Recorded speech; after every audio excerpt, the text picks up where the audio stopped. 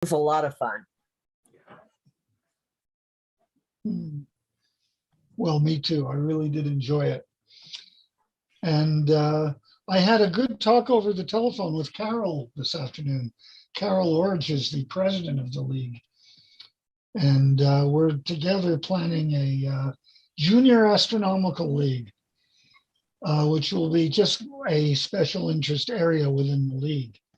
Yeah, And that'll be fantastic. I look forward to hearing about that. yeah.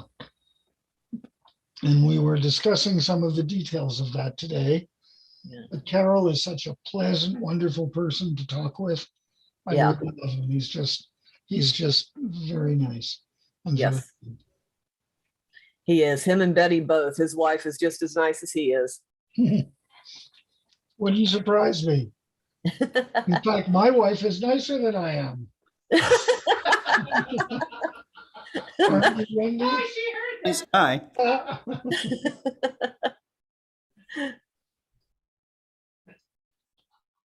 Well, Scotty, you're just about ready to get started, to get rolling, aren't you? We are. So I'm gonna have to put on my more formal hat for a few minutes. And then, but I wanted to say, Sam, it was just a privilege to talk with you this half hour. I really enjoyed it. Yeah, I enjoyed reconnecting and look forward to getting in touch on a weekly basis when I can. Well, if you could just stay on for another, say, 10 minutes or so, Okay. I wouldn't mind introducing you formally, if that's okay. Sure. Yeah.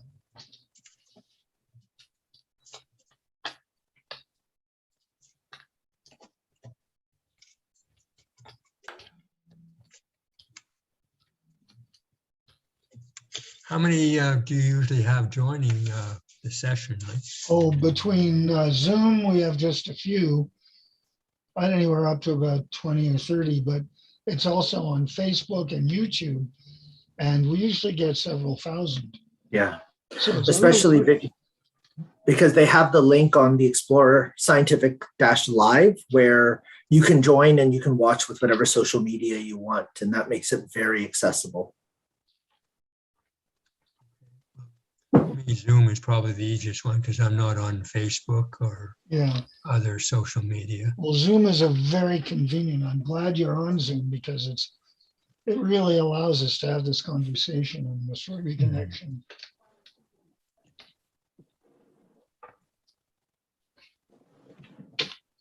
Okay, I'm all ready, and this is my magic book that I will read from, and it just has poetic quotations that I've collected over the years. But you're telling us your secrets to read. I'm telling you my secret. I'm thinking I want a magic book. Yeah. Well, next time you come here, I can show you this one. I look forward to it. Yeah. Hey, Tyler. Hey guys, how are you? I'm just picturing if Terry took her picture and started rotating it, I'd get hypnotized and dizzy. That would be fun. A good night. I was actually at StarQuest out at Green Bank Radio Observatory and took that. That's a beautiful one. Thank you. One of our colleagues in the UK, Mary McIntyre, she's one of the fellows of the Royal Astronomical Society there. She spent, I think, almost 18 months slowly gathering from the same location to get an entire 360 and be able to stitch it together. And I saw that and my jaw just dropped. I'm like, I can barely get, 10 minutes without screwing up all the images. And she got 24 hours somehow. And so, oh, wow. That would be fantastic. I'll send you a link when I find it. It's gorgeous to see. Thank you. How's everybody doing today? I'm so glad, Sam, that you got to see Wendy this time, or at least to hear her. Well, I heard Wendy. I didn't get a chance to see her. Yeah. Nobody sees me. I'm a faceless voice. Yeah, that's awesome. But Well, you're gorgeous, sweetheart. Otherwise, it would be like the ghost in Macbeth, right? It's just the voice coming off a stage. And That would be no good. Okay, David, turn the camera so I can show them my face. Okay. Do not be too disappointed, please. Hey! Hi, Wendy. Hi, Wendy. Well, you guys have a great meeting. I'm listening. Thanks, Wendy. It appears some pieces of asteroid Vesta ended up on asteroid Bennu. According to observations from NASA's OSIRIS-REx spacecraft, the new result sheds light on the intricate orbital dance of asteroids and on the violent origin of Bennu, which is a rubble pile asteroid that coalesced from the fragments of a massive collision. 6 boulders, ranging in size from 5 to 14 feet, were discovered scattered across Bennu's southern hemisphere near the equator. These boulders are much brighter than the rest of Bennu, with some appearing as much as 10 times brighter than their surroundings. The unusual boulders on Bennu first caught the team's eye in images from the OSIRIS-REx camera suite instrument. The team analyzed the boulders using an onboard spectrometer, which separates light into its component colors. Since elements and compounds have distinct signature patterns of bright and dark across a range of colors, they can be identified using a spectrometer. The signature from the boulders was characteristic of the mineral pyroxene from Vesta and the Vestoids, smaller asteroids that are fragments blasted from Vesta when it sustained significant asteroid impacts. The team tested a few different theories to determine the origin of these boulders. First, it's possible that the boulders were originally part of Bennu, or its parent body. However, this is unlikely based on how pyroxene is created. This mineral typically forms when rocky material melts at high temperature. Bennu is composed of water-bearing minerals, so it wouldn't have experienced very high temperatures in its history. Next, the team considered localized heating, perhaps from an impact. The scale of an impact needed to create large pyroxene boulders is much more significant than what is expected to take place in the main asteroid belt. So the team ruled out these scenarios, and instead considered other pyroxene-rich asteroids that might have implanted this material to Bennu or its parent. This is possible because as asteroids move through the solar system, their orbits can be altered in many ways, including by the pull of gravity from planets and other objects, meteoroid impacts, and even the slight pressure from sunlight. The new result helps pin down the complex journey Bennu and other asteroids have traced through the solar system.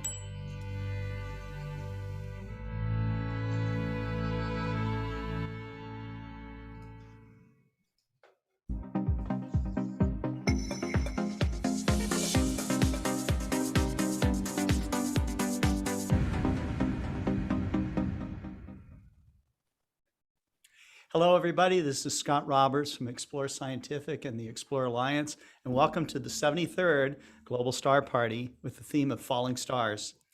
Tomorrow morning is the peak of the Leonid Meteor Shower, although it's not expected to be a very significant event this time because of the moon phase. But nevertheless, I think falling stars, meteor falls are special to all of us that watch the sky. I have many stories of seeing beautiful bolides of various colors coming down, lighting up the freeway as I was driving home. I even heard one time over a forested area near Chico, California, that just really blew my mind. But the meteor fall makes the sky come alive. It always excites all of us when we see it light up the ground and streak across the sky. And it really tells you that you're moving through space, unbelievable speeds, and coming in contact with ancient cometary fragments and the occasional random cosmic debris. So But that is our theme for tonight. I thought it would be appropriate. And so we will turn our sights now to my dear friend, David Levy, who starts off all the Global Star Parties with his amazing poetry, his stories of his life. And,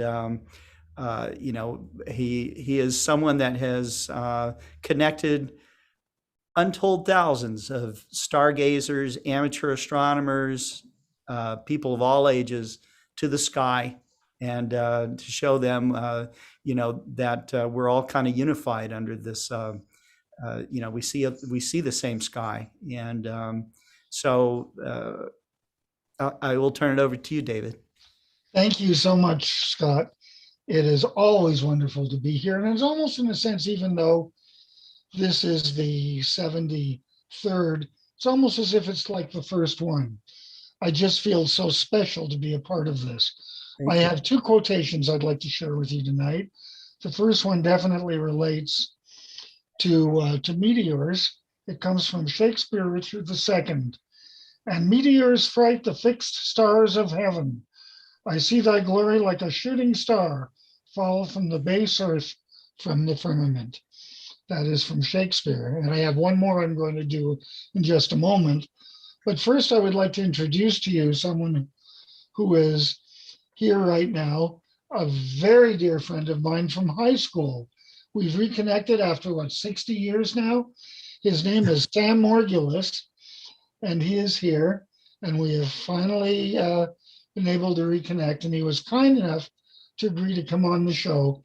So if you could just say hello to everybody just for a second. Hello, hello. Glad to meet everybody. Well, thank you, Sam. And this is really a pleasure. Sam was a good friend of mine. We were in touch in 1967 when a little incident happened at the Royal Astronomical Society of Canada, and I was very nearly expelled. I'm going to tell the story of that to the Montreal Center on December the 8th. And I'm thinking Karim may have something to say about that later. It's always a little nerve-wracking when I give that talk because I worry that the group is going to decide to expel me again from the Montreal Center. And I really wouldn't mind any of the other groups, but Montreal is my favorite astronomy club. And really, that would be quite a shame. Don't worry, we're keeping you close. Okay, so thanks, Karim. Anyway, my second quotation is also from Shakespeare. It is from Romeo and Juliet, and it's a famous one because it is the only quote from Shakespeare. In fact, I think it's the only quotation on the moon right now. It is on the moon next to the Lunar Prospector spacecraft that carried a few of the ashes of Gene Shoemaker after he was killed in 1997 in a car accident. And I think it's there in memory of both Gene and Carolyn. Anyway, it's from Romeo and Juliet. Come, gentle night. Come, loving, black-browed night. Give me my Romeo, and when he shall die, take him and cut him up in little stars, and all the world will be in love with night and pay no worship to the garish sun. Thank you all and enjoy your Global Star Party tonight. Thank you, David. Thank you. That's great. Okay. Up next is Terry Mann. Terry and the executive staff of the Astronomical League put on an amazing event last night, their Astronomical League Live program, which they do monthly.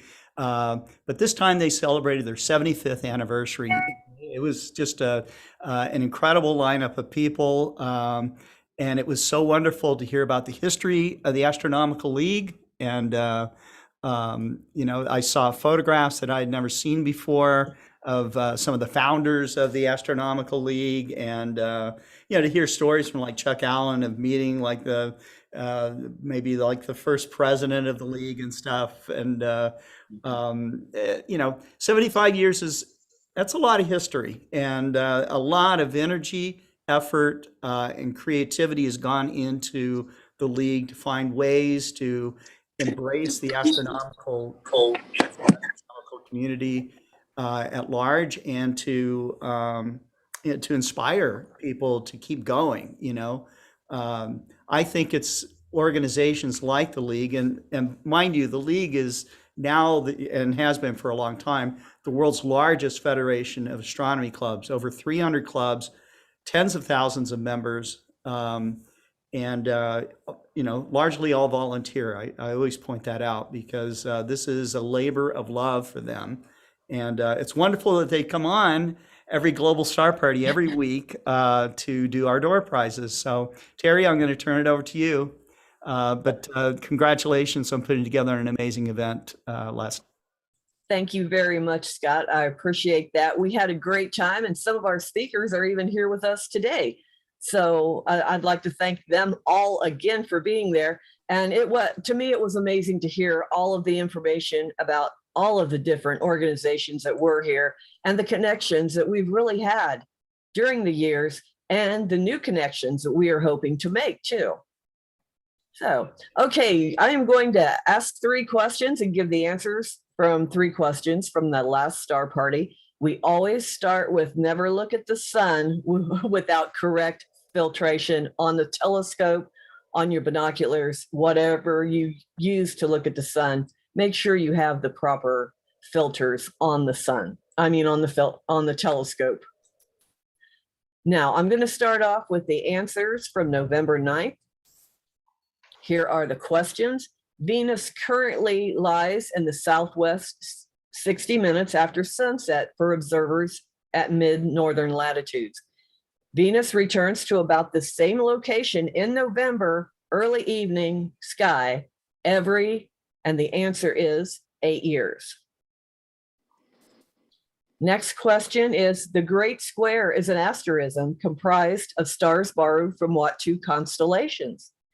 And the answer is Pegasus and Andromeda. Third question, we have a lunar eclipse coming up. Well, now it's not in 10 days, it's what, in 3 or 4 days?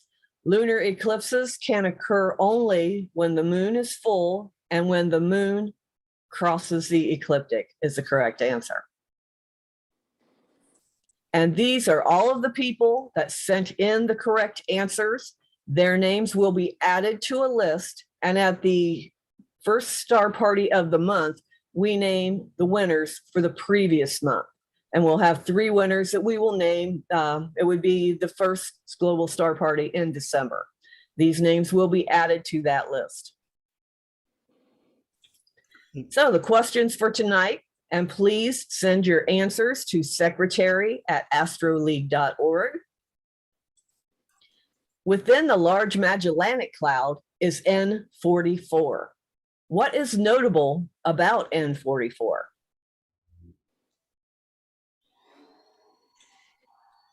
Second question, what plans has the Orbital Assembly Corporation announced for 2027? And again, send your answers to secretary@astroleague.org. The final question, what well-known chefs helped NASA pick out the winning teams for a second phase of the Deep Space Food Challenge? And send your name, your answers to secretary@astroleague.org. And the last thing I'd like to say is we have another Astronomical League Live 13 coming up, December 3rd, 2021, 7 p.m. Eastern Standard Time. And our speaker will be Matt Penn. He will be speaking about the Dynamic Eclipse Broadcast Initiative. So please join us if you can. We would love to see you there. And thank you very much. Thank you, Terry. That's awesome. You have, as always, you guys come up with great questions. The Orbital Assembly Corporation is a really interesting project. So even if you're not participating in this particular contest, and you should anyways, but if you're not, you should check into this thing because what they're doing is really, I mean, it's like amazing. It's like science fiction come true. So it's it is, isn't it? Yeah. Right. So, yep. Okay. So all the way from Canada, we're now starting to make the Global Star Party truly global here. We go up to Canada first to Professor Karim Jaffer, and Karim is from John Abbott College. He is with the Royal Astronomical Society of Canada, Montreal Center. He heads up outreach with that group, and he's been doing a heck of a lot of that through all of his regular programming, through his classes that he teaches, through attending, finding time to somehow attend our Global Star Party. So that's really great We're really appreciative. And he's been bringing on some pretty interesting people as well. He's got a couple that he'll be talking about. So, Karim, it's all yours. Thanks, Scott. And it's a pleasure to be here again tonight. I can't believe it's number 73. This has been just a blast. And it was great with David starting us off with a fantastic couple of quotes and Romeo and Juliet. I still remember when I was in grade school and having to start learning that and watching the play and then finally getting a chance to read it for myself. Not because somebody told me to, but because I just wanted to pick up Shakespeare and read. And you get so much more from it when you do it for yourself. And that's what I try to bring to my students as well, this idea that you got to open up and read these books and watch these videos and learn this material for yourself because you're interested, not because somebody else tells you to do it. Tonight, we're talking falling stars, and I always try to do a little bit on theme before I go off theme and just do a check-in with the RASC. And so with the Leonids, I actually wanted to share with you one of the legends as our land and sky acknowledgement for tonight. And whenever I think of meteor showers, one of the legends that pops to my mind is a Hubbell legend from Northwestern California, from a tribe up there. And their story is Coyote Dances with the Stars. Now, Coyote was lying on the ground and watching the stars, and he saw them twinkling. He was singing a dancing song, and he reminded him of dancing Indian girls, dancing girls from the First Nations there. And he thought to himself, I want to go and visit them. I want to go and see them. So he walked through the woods looking for a way to get up into the sky. And Spider offered to knit a web to help him. And then Redwood bent down and said, I will push you up into the sky, and then your web rope will latch on and you'll be able to climb up and see the girls. So off he went into the sky and he found the girls. And it turned out that they weren't just standing and twirling around, but they were dancing. And he said, can I dance with you? I have really good rhythm. You know, I'm a coyote. I can keep up with you. And they said, you can't keep up with us. We dance day and night, year after year. We don't take a break. You won't be able to stay. And Coyote said, no, if you can do it, I can do it. And so they said, all right, well, join us, but you're not going to be able to keep up. And so Coyote danced with them and danced with them. And after a couple of nights, he got very tired and he said, do you mind if I take a break? And they said, no, we keep dancing. If you want to stay with us, you have to keep dancing. And he said, but I'm hungry. Let me have a snack. And they said, no, you have to keep dancing because we keep dancing. And so Coyote got more and more tired, dropped lower and lower, and eventually fell back to earth. So when you see a shooting star, think to yourself, Coyote got too full of himself again and thought he could hang with the dancing girls. And so that's one of the legends that I learned about meteors and about just shooting stars in general. But I wanted to bring that up because right now, when we're in the middle of a meteor shower, there's a lot for us to talk about and see. And I'm going to come back to that at the end before I do. But first, I want to do just a little bit of a check-in here with the RASC. So first off, at the Montreal Center, we have an event actually tomorrow night. We have a citizen science series that we're starting. And episode 1 includes a little bit about learning about solar science and auroras from David Schumann, one of our executives. My group from Jack Astro is going to be talking about the Zooniverse projects and sharing some of the student work that we've done in Zooniverse. And then Russell Freilich, our outreach coordinator at the moment, he's going to be talking about a simple experiment to measure the speed of light in your microwave. And it's a yummy experiment because you get to eat the leftovers. So that's always fun. And then in a couple of weeks, David Levy, as he mentioned, he's going to be talking a little bit about 1967, which was a turbulent year for him, but also full of friendships that really solidified his presence at the Montreal Center. And he alludes to this sometimes, and it's so good. It would be nice to just hear the entire story and all the connections. And so he's going to be sharing that with us at a members clubhouse. But as always with the RASC Montreal Center, guests are welcome to join us. At the RASC, we've been doing a lot lately with the James Webb Space Telescope. So we actually had an event just recently on the James Webb, and we've been hosting a lot of webinars. And this afternoon, we had an outreach training session for our outreach coordinators from all the centers to understand a little bit of the toolkit that's been put together to share the science of the James Webb with the entire Canadian constituency that we have, the audience that we have, but also globally. And in fact, last week at Astro Radio, after hosting David on the Monday, we hosted Natalie Willette, the science outreach individual who was chosen by the CSA. She's a professor in astrophysics and the coordinator of the Institute for Research on Exoplanets at University of Montreal. And she joined us on Thursday at Astro Radio to talk about James Webb and to talk a little bit about the telescope, but also about the launch. Now, this week, Astro Radio Reach Out and Touch Space is taking a break from live shows. So we're actually replaying the shows. So you can hear David again, you can hear Natalie again, and you can join us for this wonderful experience where we combine music and the talk of science and astronomy, which is just a lot of fun. Speaking of, one thing I really love about meteor showers is that you get to deliver astronomy and science to completely different audiences and at different levels. And as a result, it's a really great time to bring youth in and empower them to give talks. And so one of the things that we've been doing at the end of some of my terms is I recruit youth to come and give talks about meteor showers. And so we have the Geminids in December, we have the Perseids in August, and we also have sometimes the Lyrids that we talk about in April. And it's a great way for our youth members to step up and actually start to present and get comfortable with material. And one of the reasons why it's great for the youth is because in school, they learn about the composition of meteors. They learn a little bit about the color that you see from different elements. And so it allows them to connect something that they've learned in school to something that they have a passion of in astronomy, to something they can see when they go out into the night sky. So no matter whether or not the moonlight is bothering you, no matter whether you have clouds, as we always do here in Montreal, I encourage you, if you get a chance over the next couple of nights, go out, look at the stars. Maybe you'll see a couple of nice shooting stars in the background, and you'll get to enjoy the Leonid Meteor Shower. Even though it's not at its maximum that it does every 33 years, we're going to have to wait a few more years for that, but it's still worth the evening to step under the stars. So that's our check-in from the Montreal Center, but I'm really pleased tonight to be sharing with you some amazing RASC members from Victoria. So we're going to start off with the Dominion Astrophysical Observatory with my EPO chair for my national committee, Lauri Roche. And I talked to my students a little bit about the conceit of humankind and the fact that, we always thought we were the center of the solar system, and then we thought we were the center of the galaxy. Well, Lauri is actually coming to us from a place that's called the center of the universe. So Lauri's going to be joining us from there. And Calvin is one of the friends of the Dominion Astrophysical Observatory, so he's going to join us as well. So I'm going to turn it over to you. Lauri, all yours. Hi, everybody.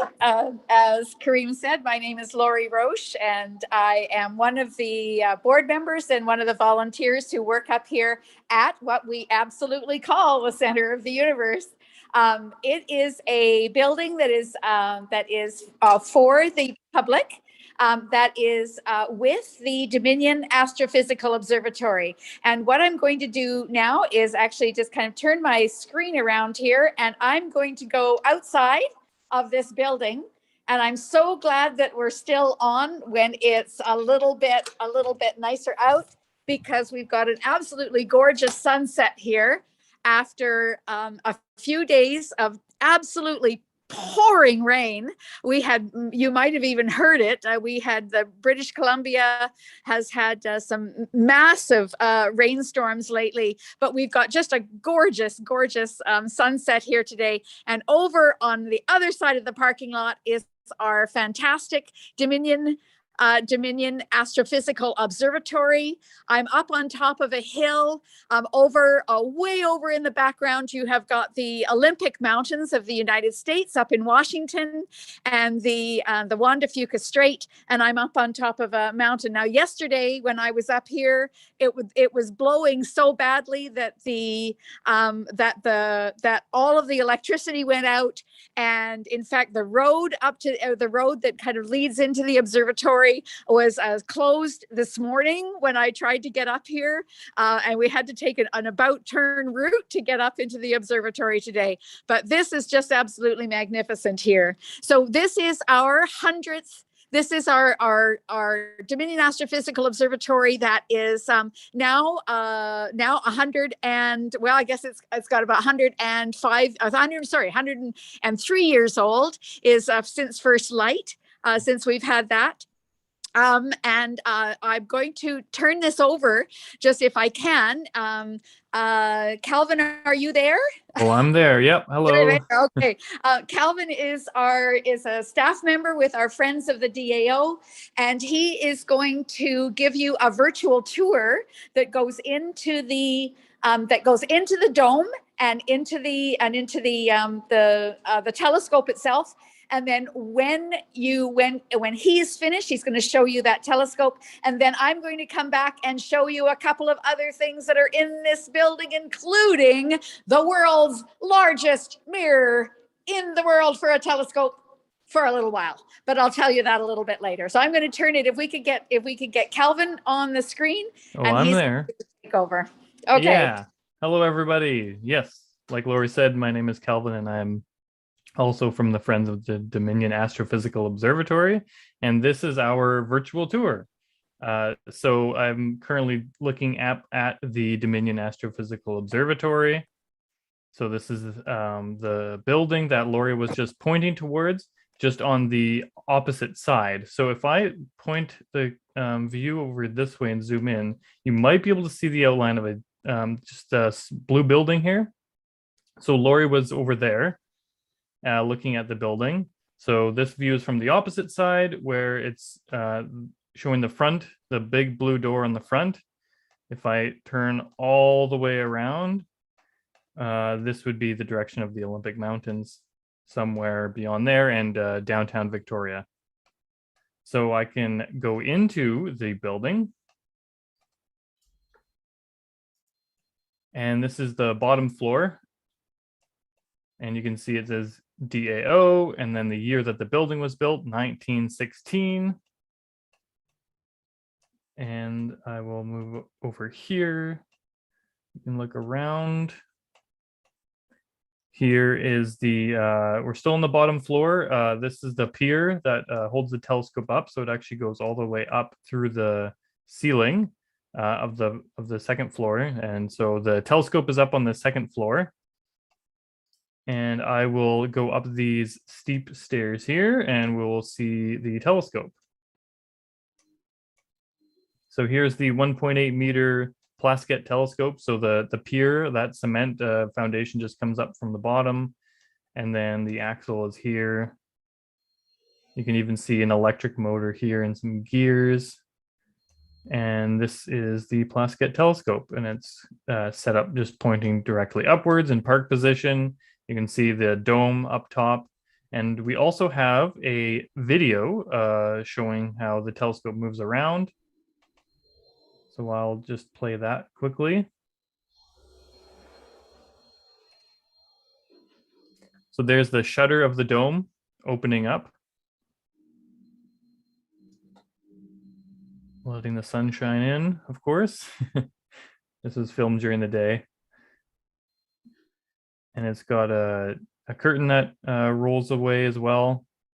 So it's opened up. And listening to this thing when you're actually in the building, it's quite loud hearing those shutters creak open. And also watching the dome rotate around, it makes a sort of a rumbling sound as the whole dome rotates. You can see that it's on wheels on tracks. So these are made pretty much out of train tracks. I'm pretty sure a rail company is the one that set this all up.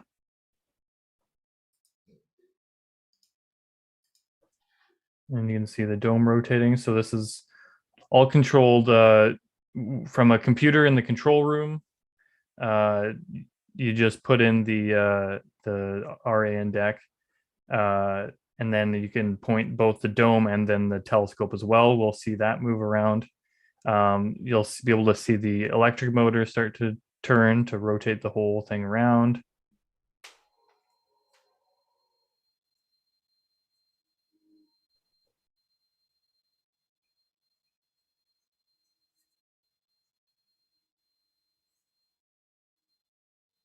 Yeah, You know, right it here. looks quite modern for stage. Yes. So right here, I'll just quickly tell you that this part is sort of sped up, I think, a little bit. It's in fast forward. But it moves pretty smoothly and very silently for the telescope. And yeah, it does run pretty well modern. Most of what you see here, the actual like material, is still the 100-year-old stuff, all the parts, except of course it's got a few upgrades over time. So like the electric motor and it being controlled by a computer, that's all fairly modern. I'm sure the spectroscope that's at the bottom here is more recent than the original one that was installed. And the wheels, at least, I don't think all of them, some of them have been replaced recently, but not all of them. So yeah, a lot of this stuff has just been really well taken care of. It's a labor of love. Yes. Yeah. And just to give you an idea of the size of the telescope, Calvin is about 6 feet tall, and he would fit, if you want to just pull it over to the Oh, first sure. part. Yeah. Oh, okay. I Yeah. was going to show something Show else. But the- yeah. What- So I could just walk right underneath here, where the spectroscope is, and then I'd be able to maybe touch up top here. So I'd be able to stand underneath this, and then you can see how much further up it is. Yeah, it's about 30 feet, 30 feet tall. Is the size of the telescope, and the motors that were added actually quite a bit later. John Stanley Plaskett was the person who did all the design and engineering and building of this telescope, and he didn't believe in electricity. Back in 1916, he did not want to put electricity in here, so everything worked with pulley systems, which is Calvin has got up there. So Yes. the whole thing was completely controlled with pulley systems, and wound up, and then all at nighttime the whole pulley system would come down to make the telescope work. But finally, a few people did decide that Plaskett had to put the newfangled electricity in, and he succumbed and actually had lights and and some motors were put in to help with the telescope a little bit later. Right. This in fact was actually installed even for an even longer amount of time. So this, I can't remember what it's called. It might say here once I click on it, but it basically is the part that would control. It would help the telescope just stay locked on. It would rotate with the rotation of the Earth, so it would stay locked on. And this was yes, a clock drive. There it is. So yeah, that's the pulley system, and it would rotate the telescope at the exact speed to always stay locked on to its target. And this stayed in use until like the 70s or the 80s or something. Before they just used an electric motor that was precise enough. Because before then, this didn't have a problem. This worked. There was no need to change it out for some other kind of system until they finally decided to. And I believe I recall that some astronomers even complained that the new electric motor was not as smooth as this clock drive. Okay, yeah. I'll show here, Calvin. Yes, please do that. Okay. So as we said in one of the introductions, is that this was somebody could highlight me, that would be great. You can also stop highlighting me, and then Lauri, you can turn your camera, video Lauri. on. Yeah, your camera's off. Oh, I'm sorry. There we go. Let's try this. But to blow up her image, you can take me off the spotlight if that helps. Okay. All right. So I'm back in the center of the universe building, and the first thing I wanted to show you was the original mirror from the telescope. I'm just going to wave inside. You can kind of see me inside the mirror here. And this mirror is 1.8 meters. It was built it was casted in Belgium in 1913. And if anybody knows what was happening in Belgium in 1913, it was just before the First World War. And in fact, we were very lucky in that this whole casted part of the mirror was put on a barge and put on a boat to be sent over to the US in Pittsburgh. And 2 weeks later, the entire factory where this was casted was bombed, and everything else was lost. So we were very lucky, because if this had been 2 weeks later, we never would have had the mirror. This is 2,700 2,700 kilograms in 2,300 kilograms in mass when it was first done. It's over a foot in diameter here for the entire casting process. And we actually have got still in the mirror, we still have got some of the original air bubbles that are in the back side of the side of the mirror that are there. So if we ever wanted any air from 1913, all we'd have to do is go in there. But the mirror was taken to Pittsburgh, where it was polished by a man, Mr. Brashear. And unfortunately, there was a bit of a problem with some of the work, as sometimes mirrors get to that. And we had to actually take it back and have it redone again. And it was a total of 3 years that it took in order for this mirror to be completely finished, polished, and then sent by train to Victoria. So on the bottom end of in the telescope, in the dome, you saw that it said 1916. Well, in fact, that was when the telescope and when everything was built and everything was ready to go. And even Dr. Plaska would even have people up to the top of the hill to kind of to see what was going on, but there was no mirror in it until 1918. It was May the 6th, 1918, that this telescope was brought in and had its first light. And the first light was actually was done by the spectroscope, and we still have that first image on the spectroscope, and it's really quite cool to be able to see it. It actually just says number 1 up in the top of the corner for where this was. This mirror was in the telescope until the 1970s. And then a new one that was made out of ceramic glass was put in. So the one that is in there now, and in fact, just last month, it was re-illuminized and is ready to go for probably another 4 or 5 years, ready to be working.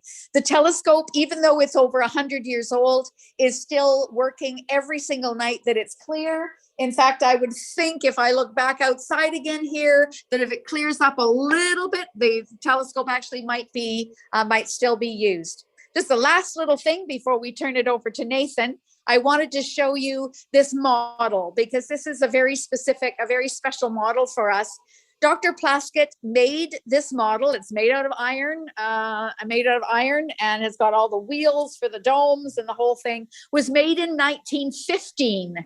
When even before the telescope and the dome was made here on the hill, he had this made so that it went to a Pacific exhibition in San Francisco in 1915. And it was an absolute hit of the exhibition for people to see, because he had, as he had said, he wanted to make the world's biggest telescope. And so here he has got, this has been painted in the same way it was. And it was a very different type of mirror, in that if you noticed when I first had it, there is a hole in the middle of the telescope where the light from the secondary mirror would come down, go through the back, and have a spectroscope at the bottom. And that was one of the very first ones that was ever done, that was made like that. Many other telescopes have had that same design, but he was the very first one. So in 1918, when this telescope was built, and when it was put online, it was the biggest telescope in the world for exactly 6 months. And then the California telescope came back online. It had been made, it was ready to go, and then something happened with it. Was taken offline. Plaskett went in and said, okay, we've got ours ready to go. And so we had ours for about 6 months, was the biggest telescope in the world. And we're still very proud of that fact. I am wearing a shirt that says 100 actually on it. And that's not my age. It is the age of the telescope in 1918, when we had a very big happy birthday anniversary, 100th birthday anniversary for the telescope. So I'm going to just stop here because I know our time, my time is up here, I think. But I just wanted to let you know that the Friends of the DAO, Friends of the Dominion Astrophysical Observatory, we do, before the pandemic, we had lots of star parties and tours up here. We have a gallery that has a little planetarium. We don't have a big one. We just have a little one set up, lots of different exhibits. And we have our very own Rift Oculus, our Oculus Rift virtual reality already set up, and our own meteorite that came from the Arizona crater. We've got lots of things here that are for people to see. We do have school tours up. Everything now, of course, is virtual, but we will be inviting people back up to the center very soon. So we're looking forward to that. So thanks for letting us show you around a little bit. If you're ever in Victoria, BC, please come and visit. We'd love to have you. That's great. Right. There was That was a incredible. Thanks, everyone. question, Lauri. Someone wanted to know the F ratio of that telescope. Calvin, do you know that? I don't know that off the top of my head. How many? You know the focal length?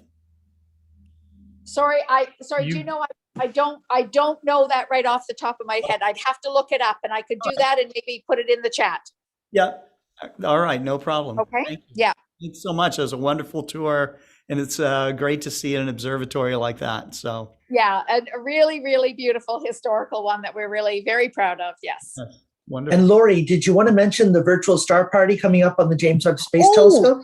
Yes, yes, we are on this coming Saturday. We are having a virtual star party that is part of the community the community events that NASA and the Canadian Space Agency are putting on, and we have got two people that actually work here at the DAO, at the Dominion Astrophysical Observatory, and both of them are involved with the first cycles in research that are going to be used on the James Webb Space Telescope. And so they're coming and giving a presentation. Maybe Calvin, do you think that you could put the link in? We already did. Oh, good. Thanks. That's great. Good. Put in the link for Saturday. So if anybody's interested in hearing about some of the more Canadian programs that are taking place, we'd love to have you on. And it's an open Zoom for people that would like to come in. We're also on our YouTube channel for the Friends of the DAO. Okay, thank you. That's fantastic. Thank you, Lauri. Thank you, Calvin. That was amazing. And it was a great visit out to the island there. If anybody doesn't know where Victoria is, definitely look it up on a map. They're off the coast of BC, out away from Vancouver's horrible light pollution, and they get a really nice climate, really nice area. Yeah. She actually comes out to the eastern area to Toronto, Montreal when she misses snow. Oh, yeah. But we have had huge amounts of rain lately, so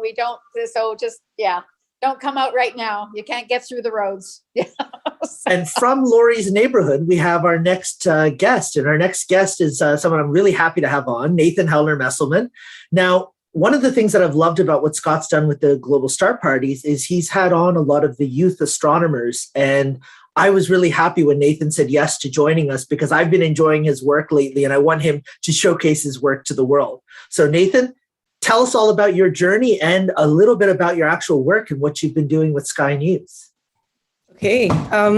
First of all, thank you so much for having me. And thank you, Lauri, for passing along the message. I don't know if this was like a game of broken telephone or something, but if it was, I liked the final message. So yeah, thank you. Anyway, also thank you, Lauri, for that presentation. That was out of this world. Anyway, so yeah, I'll get this presentation set up. How does this look? Is that good? That looks great. Okay. So yeah, hello. My name is Nathan Hellner-Mestelman. I am this person who likes cookies, space, and science. I think that sums it up pretty well. I'm a high school student and a proclaimed nerd by everyone who knows me. For example, I'm the kind of person who thinks about parabolic trajectories and the lift drag ratio if I'm playing Frisbee, or like electrons and ionic bonds when I'm baking things. So yeah, my favorite dwarf planet is Makey. I also love Star Wars, and most notably, I draw the webcomic Nerd Anomaly, which I'll get to later. So today I'm going to be talking about how I got interested in astronomy and my more recent publication in Sky News magazine. And I'll also be showing some of my favorite cartoons from my webcomic Nerd Anomaly. I was told that puns are appreciated, so I apologize to everyone in advance. I will try to keep the space puns to a minimum. Yeah, I'll try to space them out, Sorry, that was such an empty joke. Anyway. You're going to have us rolling on the floor laughing. So some people, when they imagine a science enthusiast, they picture a person who sits in a laboratory and does experiments and then eventually like blows themselves up. I almost did that when I accidentally blew up a bottle rocket right next to my face, but luckily it was only filled with air, so I was okay. People also might imagine that science enthusiasts are boring people who love graphing numbers and have no imagination. And in my experience with science fairs, that does seem to be a major aspect of putting the data together at the end. So I don't think it's the whole process, though. It is a solution. Too subtle. Anyway. No, we got it. We got it. The first thing I want you to know is how I got interested in space. And one of the things you should know about me is I'm at my best at night. I don't necessarily hate the sun. In fact, I should be reasonably thankful for the sun's existence. It's just that I don't really reflect on it that much because that's the moon's job, It does dawn on me occasionally, though.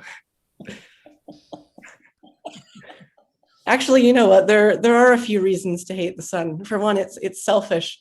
It assumes the whole world revolves around it. Yes. So I really like the night. Thank goodness for the Earth's rotation. It really makes my day. Anyway, maybe I should call it a night. So I've been interested in space since before I can remember. But I became really excited about it when I was 5, like really excited. I pored over an astronomy textbook that I was given that year. And then later, I actually decided to audit Astronomy 101 at UVic. And then I took Astronomy 102 and an astrobiology course the next year. And obviously I didn't write any of the exams or anything, but I was just trying to identify myself as the mega space nerd that I am today. So in 2017, I really didn't know that much about telescopes. I was actually in search of the type of eyepiece that RASC members used. Okay, let me explain. A few months earlier, I had been at a Saturday night star party, if anyone actually remembers those. And I had seen Saturn, and it was like so much bigger and clearer through that telescope than I'd ever seen it before. And I knew that the person who had showed it to me was a member of the Royal Astronomical Society of Canada. So I just assumed that every member of the Royal Astronomical Society used that type of eyepiece and that eyepiece was specific to them. So when I went to buy my Dobsonian telescope, I just asked, what eyepiece do RASC members use? And I was informed that there are a few other types of eyepieces too. So yeah, after using my telescope for a few months, I eventually observed Saturn. As you can see in this picture here, it was just a little dot. And I realized I must have had the wrong eyepiece. So I wanted to be part of a group of people who shared my passion for space and the people who I suspected of having the right eyepiece. And that's how I became involved with RASC. And that summer I volunteered at one of the summer Saturday night star parties, and I showed off Saturn with my own version of that eyepiece that RASC members used. And in case you're wondering, I actually found out it was a 5mm Celestron eyepiece, which I've still been using to this day. So the thing that I find amusing about being a member of RASC is that when someone asks me if I'm part of any extracurricular clubs, and I'm like, oh yeah, I'm a member of the Royal Astronomical Society of Canada, in their mind, they probably think that I'm working with space agencies around the world, pioneering a revolutionary scientific discovery that will win Nobel Prizes and change our understanding of the entire universe. You know, in reality, I know that I occasionally go up to the Victoria Centre Observatory, and on Mondays I meet virtually for Astro Cafe, but, you know, I wouldn't tell them that. There are, of course, many other things I like about RASC. It let me know that there's more than one type of eyepiece, for one. And back in the day when people met for star parties, it provided a great opportunity for me to show off the night sky. And I still have a mental checklist of how many people who've stopped by have said, like, oh my gosh, is that Saturn? Yeah, I've had a great time at being a volunteer at the center of the universe, which I must say is a little misleading, but it's awesome. So I wouldn't change it for anything.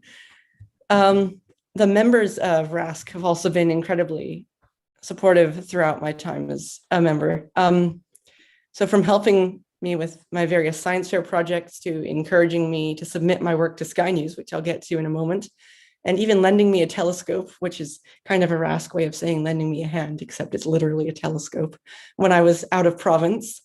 Yeah, they've just been incredibly supportive. And another thing that I've enjoyed about being a part of RASC was that it let me try out my cooking skills. Now I know what you're thinking. Was there a serious misunderstanding? Because everyone knows the C in RASC is Canada, not cookies. And I'm happy to say there was no such misunderstanding. It just explains why I've never applied to be the president of RASC Victoria. I just really like cookies in space, like I said at the beginning. I have baked themed cookies for several astronomical events, such as the Mercury transit, November 2019, and the solar eclipse of August 2017. I've had that passion for baking cookies even before joining RASC. But after joining RASC, it gave me a place to share them at Astro Cafe, which is where we meet to present every Monday. Before the pandemic, we met in person. Now I'm conflicted, actually, because before the pandemic, we met in person, so I was able to share. But now that we've been meeting virtually, I get them all to myself. So the next thing I'd like to talk about is my publication in Sky News magazine. So I've had an 8-inch Dobsonian telescope for about 4 years now. The day that I got it, I looked at the moon, and which is the picture on the left here. I was very impressed. I guess you could say I started seeing stars. I loved the view. I wanted to try to capture it on camera. You know what they say, it's all about the photo these days. At the time, I just simply held an iPhone 5S up to the eyepiece and got this picture that you see on the left. And I'm pretty sure I was like, I looked at this photo and I was like, does the moon really look like that? Well, in hindsight, I think it was just a phase.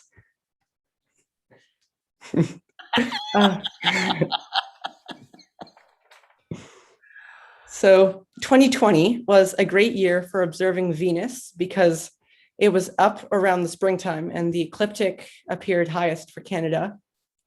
There was also a friendly competition among RASC Victoria to capture the phases of Venus on camera. I was also slightly revenge-driven for missing the Venus transit on the previous Good Show year in 2012. My lifelong goal is literally lifelong, to survive to 110 to see another Venus transit.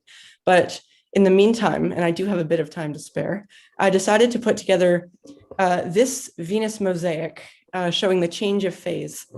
That is incredible. Yeah, that's beautiful. Thank you so much. I don't think I've ever seen a mosaic like that. Very nice. Thank you. Now, as you probably know, Venus is usually the easiest planet to see, but near the end, it got really difficult. And when I took the final picture, when it was just a thin crescent, it was only 2.8 degrees from the sun. For example, just to give you a comparison, if you hold out your hand and stick up your thumb, it's about that wide. It was that far away from the sun. Obviously, observing things that close to the sun is, in an analogy that I like to use, a lot like asking someone out on a date. Like if anything goes wrong, no second chances. And when you say that it's melting your eyes, it's literally melting your eyes. So I was pretty pleased when I captured the last image and was still able to see it afterward. And I received a lot of positive feedback about this. And one of my fellow RASC members, or as we affectionately like to be called, rascals, suggested that I write a draft for Sky News. I had never done anything like that before, so I typed up a short article about iPhone astrophotography, and I submitted it. I wasn't really expecting a reply, so I was really excited when I got a reply that they hadn't just read my submission, but they also liked it. And that's when I got to get in touch with the editor of Sky News, Alendria. Now, one thing I've noticed about Alendria is she definitely doesn't have type O blood, because I haven't seen a single grammatical error in all the 48 issues I've received so far. And after making a few edits to the article, throwing in some images and adding some jazzy Sky News formatting over top, we managed to produce this parting shot page, which I was very excited about. What I didn't expect was that the year afterward, there had been several letters to the editor with positive feedback about my article, and they expressed an interest in a second iPhone astrophotography article for the September-October 2021 edition of Sky News. This time, I thought I'd include my family portrait of the solar system with all the 8 planets together. I know you're probably realizing at this point that there's something a little off about this image, because I mean, like, you really only see 7 planets in the sky, so what is the 8th planet? And as I like to say, which rock have you been living on? So a little story about space junk. There's a lot of it, and it's not going away. I mean, space is literally a vacuum, and it still hasn't managed to clean up. So yeah, it's not going away. And there's a lot of satellites up there too. Most of them are shaped like a regular stereotypical satellite shape, which is like a little cube-shaped thingy with the 2 solar panels sticking out. One of them is shaped like a disco ball, the Japanese Ajusai satellite, or as I like to call it, the space disco ball. The satellite is covered in reflective tiles. And I figured that since it's covered in reflective tiles, if I managed to image it, it could count as a picture of Earth. So as it flew through the eyepiece at 7 kilometers a second, I managed to capture this one frame, which I've shown here, which is a tiny and blurry capture of Earth's reflection on a small orbital disco ball. Actually, it's a reflection of a reflection of a reflection of Earth, since I use a reflector telescope. Oh God, now the word reflection doesn't even sound like a real word anymore. So I even thought of writing my own rendition of Carl Sagan's pale blue dot speech. But, you know, I figured that the image wasn't quite that momentous. So speaking of satellites, I also imaged the International Space Station. That is remarkable. It actually worried me afterward, because someone mentioned that according to Canadian law, I was technically illegally spying on someone's private property. But then I realized that the ISS is international, obviously, and it's in space, so it's available for anyone to observe. So I was never prosecuted. So yeah. As I was writing this article, I also started making the cartoon series Nerd Anomaly, which is a whole other story. So it all began 13.8 billion years after the Big Bang. I was in grade 7. Basically, after getting a famous reputation for writing a new bad pun on the whiteboard every day, I started to write my own puns separately. And afterward, I started making stick figure sketches. And eventually I decided to put together a collection, and I called it Nerd Anomaly. So when I wrote this other article for Sky News, I was also like, hey, have you noticed that Sky News actually doesn't have a cartoon section? And also, hey, I have this cartoon series. So this cartoon, which is called Life on Mars, was published with my iPhone astrophotography article. This one is obviously just a bad pun on Curiosity Killed the Cat. But in the next issue of Sky News, I had this one called Lunar Landmarks, published in Sky News. And This one is a joke on the lunar X, which I'll talk a little bit more about in some of my other cartoons in a moment. Basically a joke that the craters all look like O's. So you got the lunar O's as well. So more about Nerd Anomaly. Nerd Anomaly is my daily cartoon series about physics, astronomy, chemistry, science in general, mathematics, and of course, bad puns. It's kind of like the grand unification theory or theory of everything for science and bad puns. We finally discovered it. It's called Nerd Anomaly. If you haven't already seen it, then as my math teacher would have said, you've left me with no choice but to tell you about it for the first time. So Nerd Anomaly is a place where I can show the world that science nerds can be funny too. And all the cartoons you've seen here so far are actually from Nerd Anomaly. Nerd Anomaly is also a place where I know people will actually like understand my puns, because I can't tell you how many times I've told someone a joke and they give like this default laugh. It's like, and then they just walk away. So yeah, it's a place where I know people will actually get them. A question I frequently get is, why is it called Nerd Anomaly? Now, the nerd part shouldn't be too hard to figure out. The anomaly took me a while to think of, and it was carefully selected from a lot of words that could have been in its place. I hate to say it, but not many of my friends are like that interested in, say, quantum mechanics. So yeah, the nerds are the anomalies. A question I've been asked an unusually high amount lately is whether I believe in the multiverse. Well, not really, but I do believe that the universe is made of dark matter and dark energy, and most notably, dark chocolate. I prefer milk chocolate, by the way. So to finish off, I'd like to share with you some of my favorite space-related cartoons that didn't make it into this presentation. And some of these cartoons haven't even been released to my website yet, so you're getting a sneak preview. So this first one is about Mars chocolate. And I made this when the Mars exploration program released images of Earth as seen from Mars. And it made me consider the other unconsidered possibilities that might arise during a Mars mission. I would, if I had the money, fund NASA to develop this chocolate brand. And I think this would raise a lot more funding for a Mars mission from people, me. By the way, a fun fact about Mars bars, they were actually called Aries bars in the time of the ancient Greeks. I'm just kidding, I don't think they existed.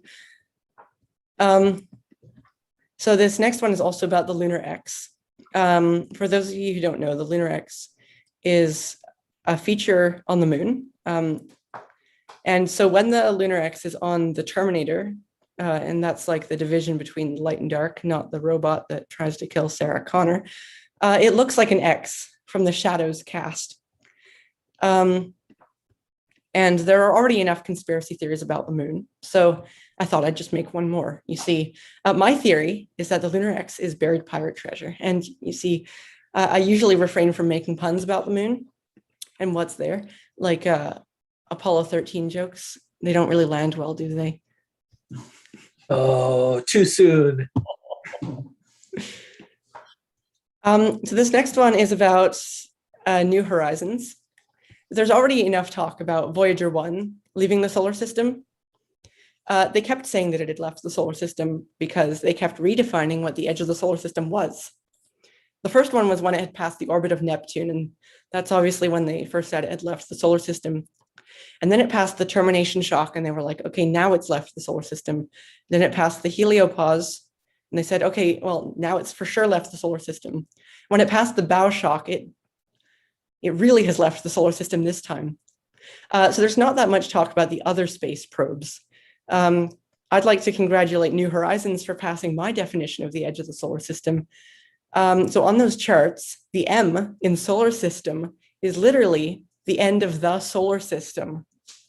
And on my solar system chart, I actually mapped out New Horizons' current position, and it's actually past the M as of this year. So congratulations, New Horizons. So when Richard Branson went into space on the Virgin Galactic rocket-powered spaceplane, I think it's called Unity, I realized that they weren't actually using a proper guidance system, which of course is Siri. The other thing I didn't consider is that the distances Siri would be talking about would be much larger.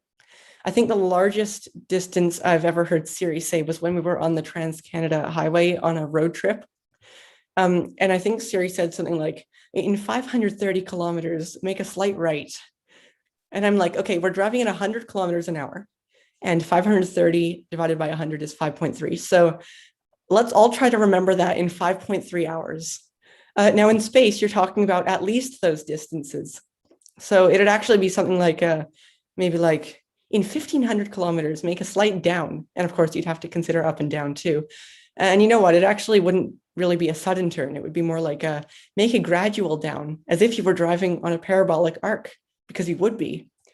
Anyway, if anyone here ever goes on a Virgin Galactic flight, I'd love to see what Siri thinks. And to finish off, I've been a huge fan of the TESS mission. For those of you who don't know, TESS stands for the Transiting Exoplanet Survey Satellite. And it's doing a survey on thousands of nearby stars to search for Earth-like exoplanets. Now, the only problem I have with this mission is that Tess is also the name of my sister. So anything I hear about the satellite, I automatically associate with my sister. So it's like Tess has captured images of thousands of exoplanets using 4 separate cameras. And I turned to my sister and I was like, I didn't know you liked photography. I didn't even know you had 4 cameras. When the heck do you find time to take all those pictures? How come NASA doesn't know about this? And then I'm like, oh yeah, they do, don't they? And then when I hear things like TESS was launched on April 18th, 2018 aboard a SpaceX Falcon 9 rocket out of Cape Canaveral, that's when I realized, okay, maybe this is the satellite they're talking about, not my sister. So the real reason I made this cartoon was to imagine a humorous scenario where the scientists at TESS think they've discovered an Earth-like planet. And after getting really excited about it, they run some telemetry data and realize they've accidentally discovered Earth. I thought this would be a funny cartoon scenario, but at a recent Astro Cafe meeting, I was able to talk with UBC astronomy student Michelle Kunamoto, and it turns out this actually kind of happened. So it turns out that the original exoplanet searching telescopes that were put into orbit didn't take into account that Earth would intersect the light of certain stars every year as it made a full revolution around the sun. So they ended up with thousands of stars that apparently all had planets around them with orbital periods of 365 days. Eventually, obviously, all these planets were removed from the catalog, but I personally love that an oversight like that actually happened. So there you have some of my favorite cartoons and my astronomy backstory. So if you really like my cartoons and want to see more, I have a Nerd Anomaly Instagram where I post these things. And just recently I finished setting up the official Nerd Anomaly website. So that's the new home for Nerd Anomaly.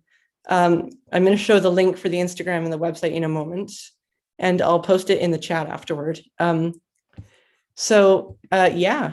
is my presentation. I'd like to end on the words, keep looking up, because you obviously aren't going to see any stars if you look down. I don't know why anyone would do that. Also, we're all ridiculously small, because I still like to point that out every once in a while. Thank you so much. Thank you. That's great. That was incredible. Oh, Nathan, I loved it. I love the puns. Thank you. Me too. Nathan, I think that you're going to go far in science and also maybe interpreting science.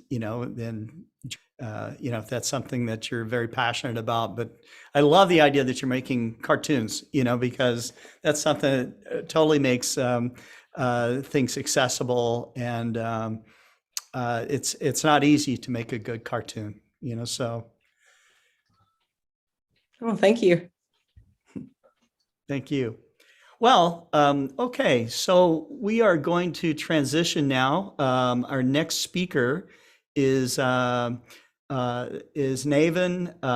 Senthil Kumar, and he's been doing astronomy outreach work, and He's a young astronomer. I think he's about 12 years old. And his father asked for him if he could be on the program. I said, absolutely. So, Naven, do you want to get started here? Thank you, Scott, for like inviting me and giving me this opportunity to share. So, just give me a second. All right, so I'm going to be talking about my journey about astronomy and my outreach journey. So You want, Naven, you want to bring this up to presentation mode? got it. Okay. Okay, so I'm going to be talking about astronomy and astrophotography outreach. It's by me, Naveen Senthil Kumar, and my brother, Ajay Senthil Kumar. So these are my telescopes I had. This is the Celestron Nextra 5AC. The Celestron Power Seeker 127 EQ. And the Celestron Cosmos 90 GT, I think. So I remember. All right, so my first image is using the Celestron Nextra 5AC. This was my first image of Jupiter, which was like, and these were like teeny tiny moons, as you can see over here. And like this was like my first picture of like the moon through like an actual like astrophotography telescope. And they were all using like a basic DSLR, the Nikon D5100 and the Celestron T-ring, or Barlow as you'd call it. And these are more images of the moon.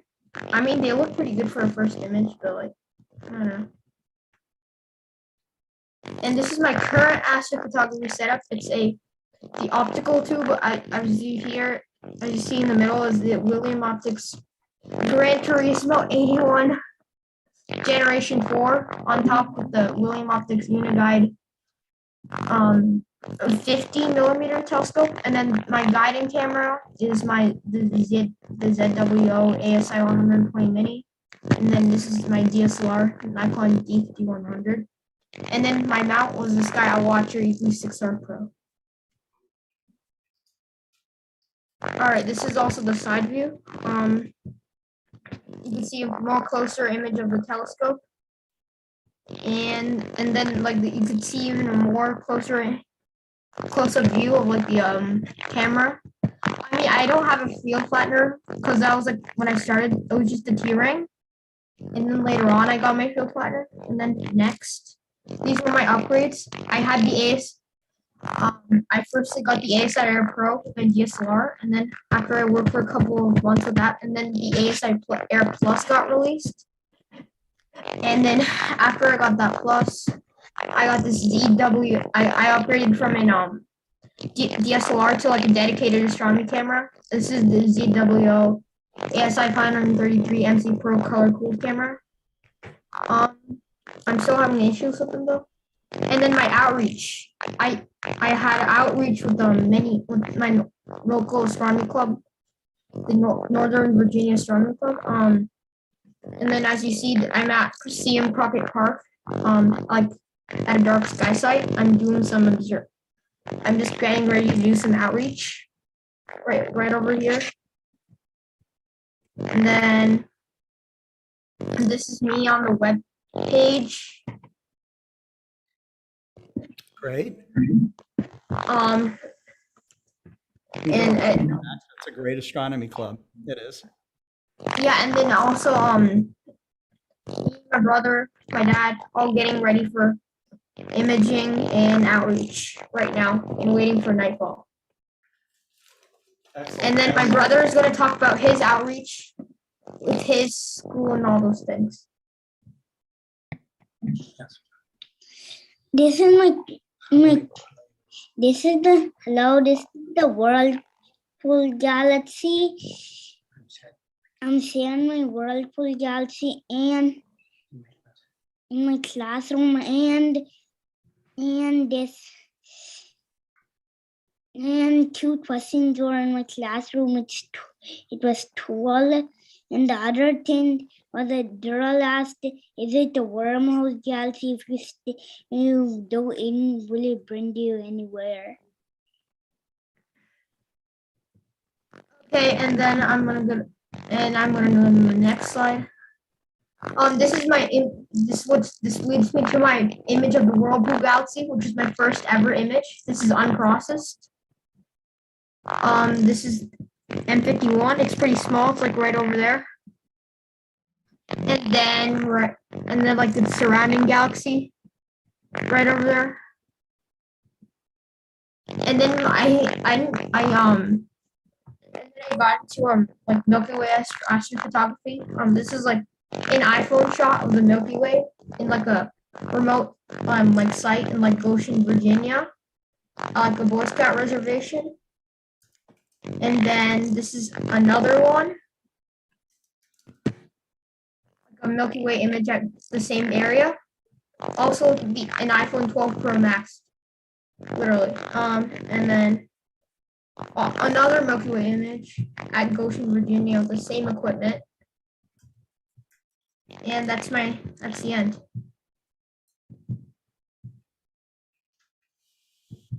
Any questions? Well, I think people are pretty much impressed, Navin. Am I pronouncing your name correctly, Navin, or is it Navin? Okay. You have a really amazing telescope setup, configuring an ASI Air, progressing to an ASI Air Plus, and setting up that, a refractor like that is, something that really, generally you would just see very advanced amateur astronomers getting involved in. So that's, I know that you're 12 years old, is that right? Yeah. Yeah, and so that's wonderful. And how old is your brother? Only 7. 7. Okay. But he loves astronomy as well, I suppose. Yeah. That's great. That's great. And what inspired you to get involved in astronomy in the first place? Was someone in your family, or was this something that you just wanted to do?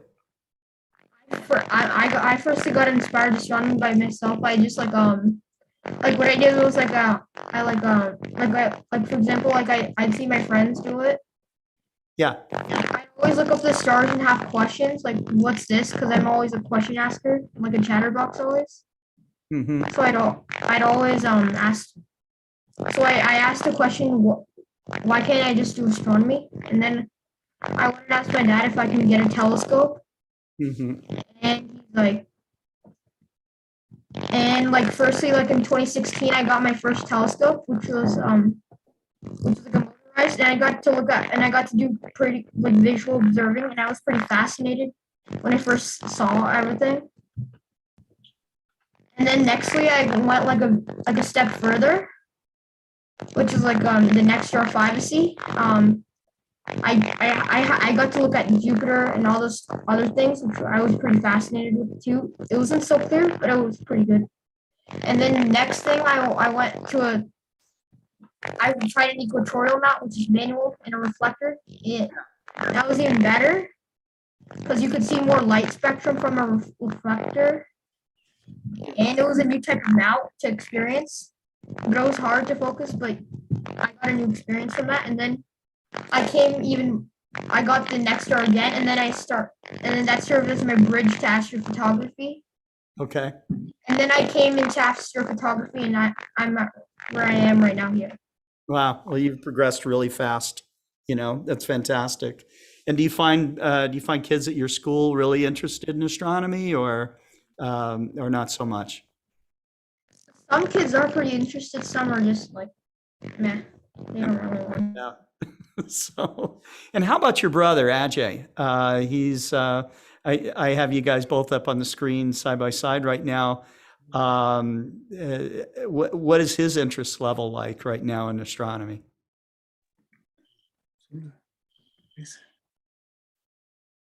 He's just scared. He's a little shy. That's normal. Well, that's great. Well, wonderful. Is there anything that you guys would like to say to young people out there that are just getting started in astronomy? Yeah, we had very good time with Boy Scouts. I'm his dad.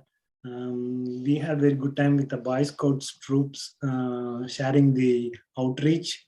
Yeah. We had very good events with them, and I've been a Mary Batch counselor for our troop. Yeah. For astronomy. Yes, that's great. Well, I'm glad that you're supporting them, Senthil, and we really thank you for bringing them on to Global Star Party, and they're welcome back. So Navin, if you have new presentations you want to give, just get in touch. You are part of the Global Star Party group at this point, and very pleased to have you guys share with us tonight. Sure, totally. I'll come up with more things. I'll always do research and I'll come up with more slides. Okay. And thanks for having me. Thank you so much. That's great. Thank you so much for providing the opportunity. Thank you. Thank you so much. Okay, so we are going to go to a 10-minute break, and then we will come back with Jerry Hubbell and Jessica Dwyer from Australia will be up next. Our own Tyler Bowman from setting up in his observatory, I think here in Arkansas. Well, I know he's in Arkansas, but I think at his observatory. And then we go down south to Argentina with Maxi, César, Nico the Hammer, and then we go to Simon Lewis in New Zealand. John Briggs is also joining us from New Mexico, which is great. Adrian Bradley as well with his skyscapes. So stay tuned, stretch your legs, get a sandwich, and we'll be back in about 10 minutes. Truly global tonight, Scott. This is fantastic. Global. That's right. That's right. Now we just got to get everybody to stop having rain at the same time. How's that happen? I don't know. Well, Jessica was just saying that Australia has it. BC has just gotten flooded. We've been having rain and snow for the last few days, like flurries, not snow, but snow in other parts of Canada already. Right. It's nice here on the east coast of the United States. Look at that, Jerry rubbing it in. A little I hard just to saw Jerry an understand. hour ago online. This is awesome. It's been beautiful this past few days. Got up to like 76 degrees Fahrenheit. Wow. Pretty warm, and we've already had a day down, or a night anyways, down to about 28. So are you going to have do you have good skies in the forecast for the lunar eclipse? Of course, somewhere. Well, I'm asking for Jerry because he's got the clean skies now. I have to see. I'm going to look at the clear sky chart. I've got it up here. Let's see what it looks like. So that's on Friday or Thursday night, right? Early morning, Friday morning. Yep. Friday morning. Yeah, of course. So, I have to share this, but there's a block of clouds during that time, and it's clear on either side. I'll show it when I come up here on the. There's that cartoon. Nathan might know this one. There's a cartoon out about meteor shower clouds, fantastic lunar eclipse clouds, and then amazing cloud formations, clear skies. Yeah. Yep. Hey, it's Adrian. I'm on the road.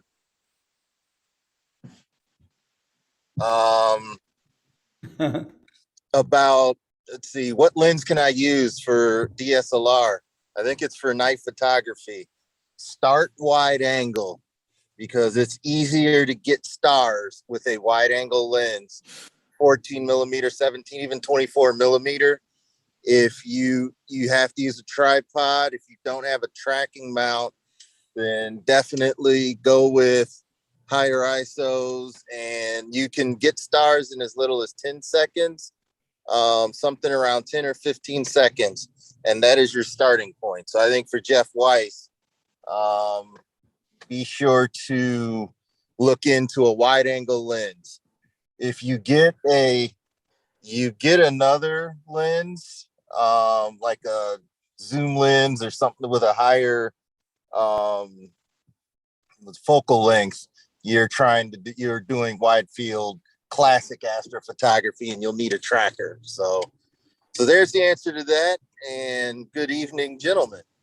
Can you see this dedication? He's on the road, he calls in, and he's answering questions in the chat. Yeah. And I saw him. He said, Driving "Thanks. in You're your welcome, Jeff." Yeah, happy to help. Just to let everyone know during the break, I think I'm a couple of images away from maybe being considered for my RASC certificate for wide angle. Now, the problem is it looks like I'll be waiting till Friday because I let them know, that forecast is for clouds. I'm going to prepare to drive up to 4 hours away to try and get something for the 97% lunar eclipse since the Pleiades is next to it.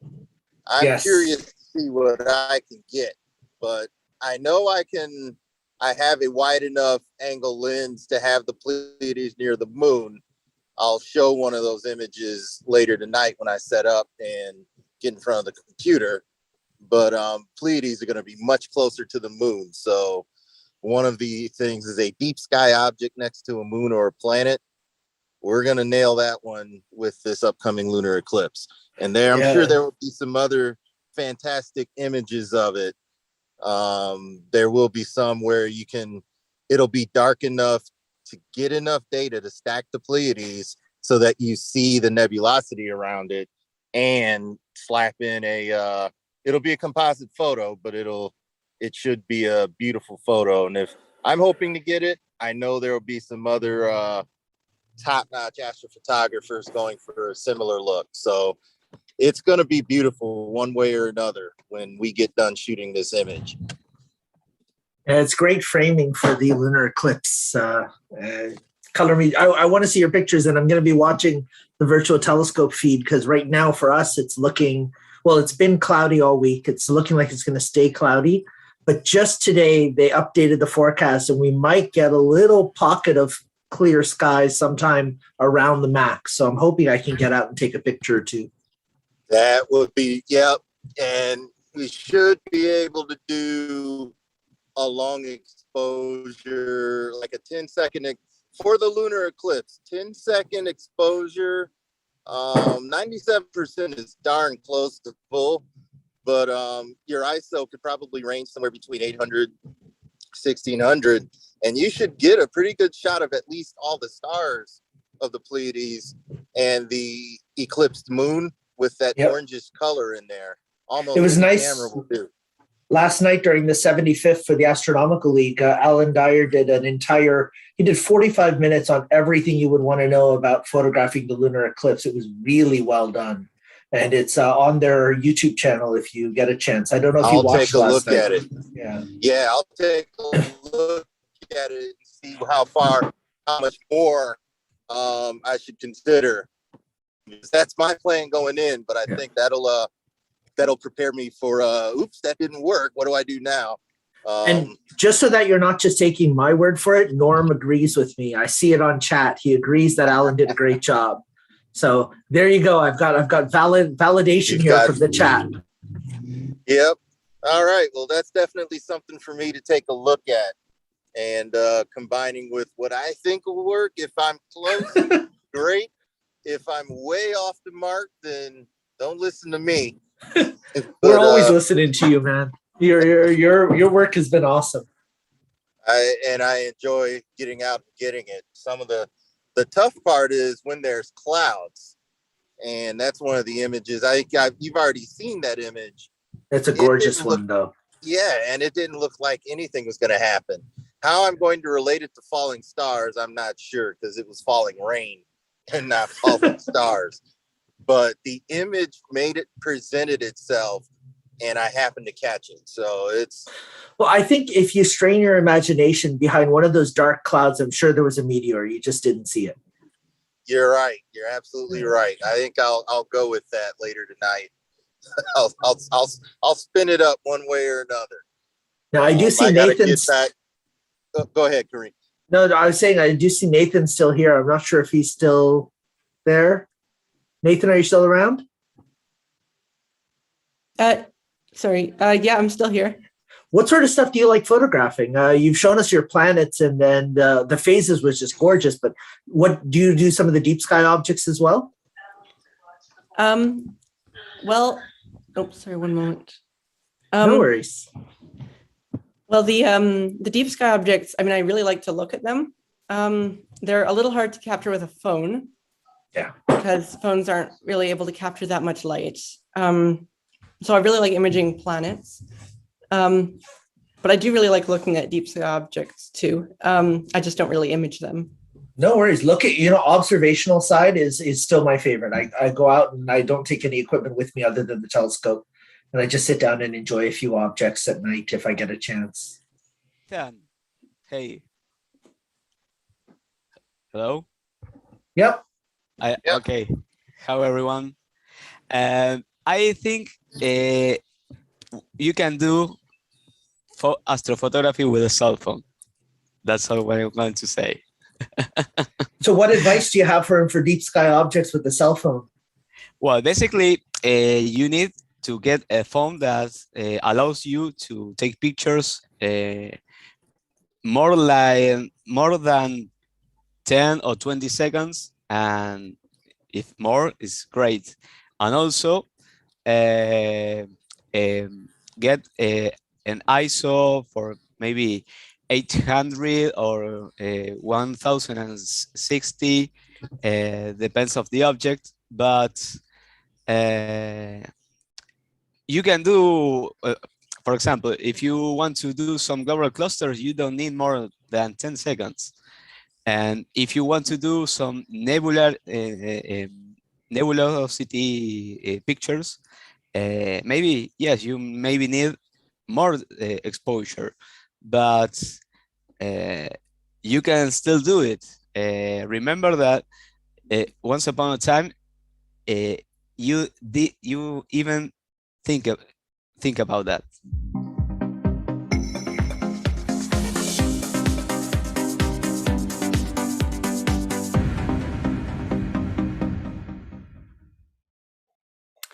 Well, hello, everybody. I hope you enjoyed your short break there. We've had a wonderful lineup of speakers so far. A lot of young astronomers here with us, which is, I think makes everybody happy to see. Up next, we are going out to the East Coast or Eastern area, not all the way down to the coast, with Jerry Hubbell from the Mark Slade Remote Observatory. Jerry? Hi, Scott. Hi, everybody. Good to see you. So earlier today, I was talking about on the program that I was on with Scott, we were talking about the tools I use to observe the moon. And I know the moon is everybody's friend, right? Everybody loves to see the bright full moon out there, hogging the view, right? Basically, you can't see anything else but the moon, so you might as well look at me. The way anything that we can see in the sky that's right. So look at me, look at me. Stars, it's the moon. That's right. Look at me, I'm the moon. Right. But I always love looking at the moon. That's one of my favorite, if not the favorite object I have to observe. So I get the best of both worlds. That's another pun. I get to look at deep sky objects when they're out, and then when they're not out, I get to look at the moon. So I think everybody should learn to love and look at the moon. That's the way I think about it. Yeah. Hear, hear. Right. Plus, it's if you ever dream about to me. If you ever dream about space and you really want to be out there, that's the first place you're going to go. So you might as well get interested in it. That's right. That's right. So let me share. I'm going to share the observatory window. Right now I've got a live view of the moon. That's what you see right there with sharp cap. And just to give you an idea, this is what the observatory looks like. And I've got another still picture of the moon I took earlier. So you can see the telescope. Now this is this is a ZWO webcam that we have. It's actually a deep sky camera that we turned into a webcam. And you can see how bright it is in the observatory with the full moon, or nearly full moon, shining through the slit. When there's no moon out, it's really dark. And again, this is this is a 3-second exposure. So you can see that the moon really takes over the sky.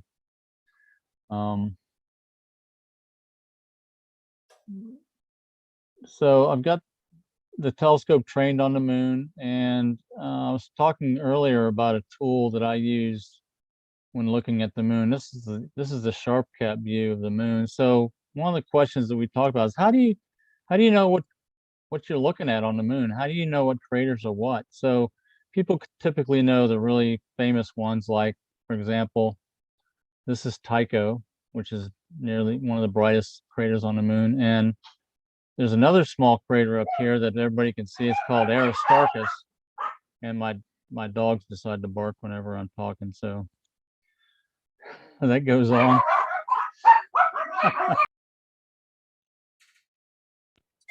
They So I gotta see tell them to shut up. Aristarchus They too. yeah, so They're pointing Aristarchus out is right other there. craters on the moon for you. Right.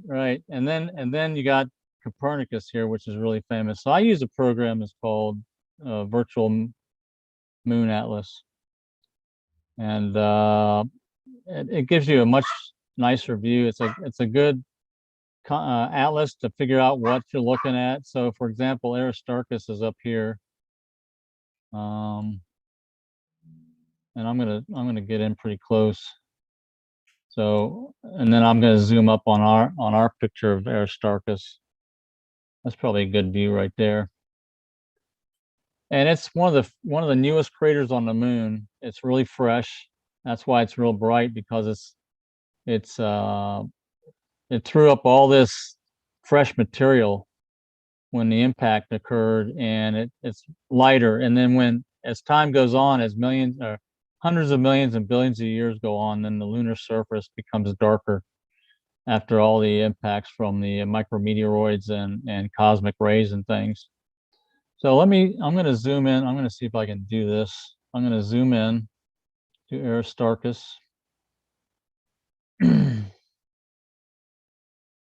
Actually, I'm going to start by changing the size of the region of interest down to that. And it so happens that I'm nearly there. See it right there? Now I'm going to zoom in a little bit and see if, all right, so now you can start to see, now this is a live image, and this camera is set up. It's not a planetary camera. It's a long focal length. It's not a long focal length scope. This is my astroscope that, well, you can see it takes a full size image of the moon, right? So it's a 1 degree field of view on this camera, but you can see I'm zoomed in quite close. Actually, I'm going to go in a little bit further. So you can really start to see Aristarchus is right there, and then you can see the other crater behind it. Let me go to the, so that's Herodotus and Aristarchus. So you can see those clearly. Herodotus is right there, and Aristarchus is right there. And Aristarchus has got a plateau, and you can just barely make it out. I don't know if you can see it, if there's enough contrast to make out the plateau. And then there's also a rill that you really can't see there, but you can see on this image right here, Schroeder's Rill, or Schroeder's Valley is what this is called.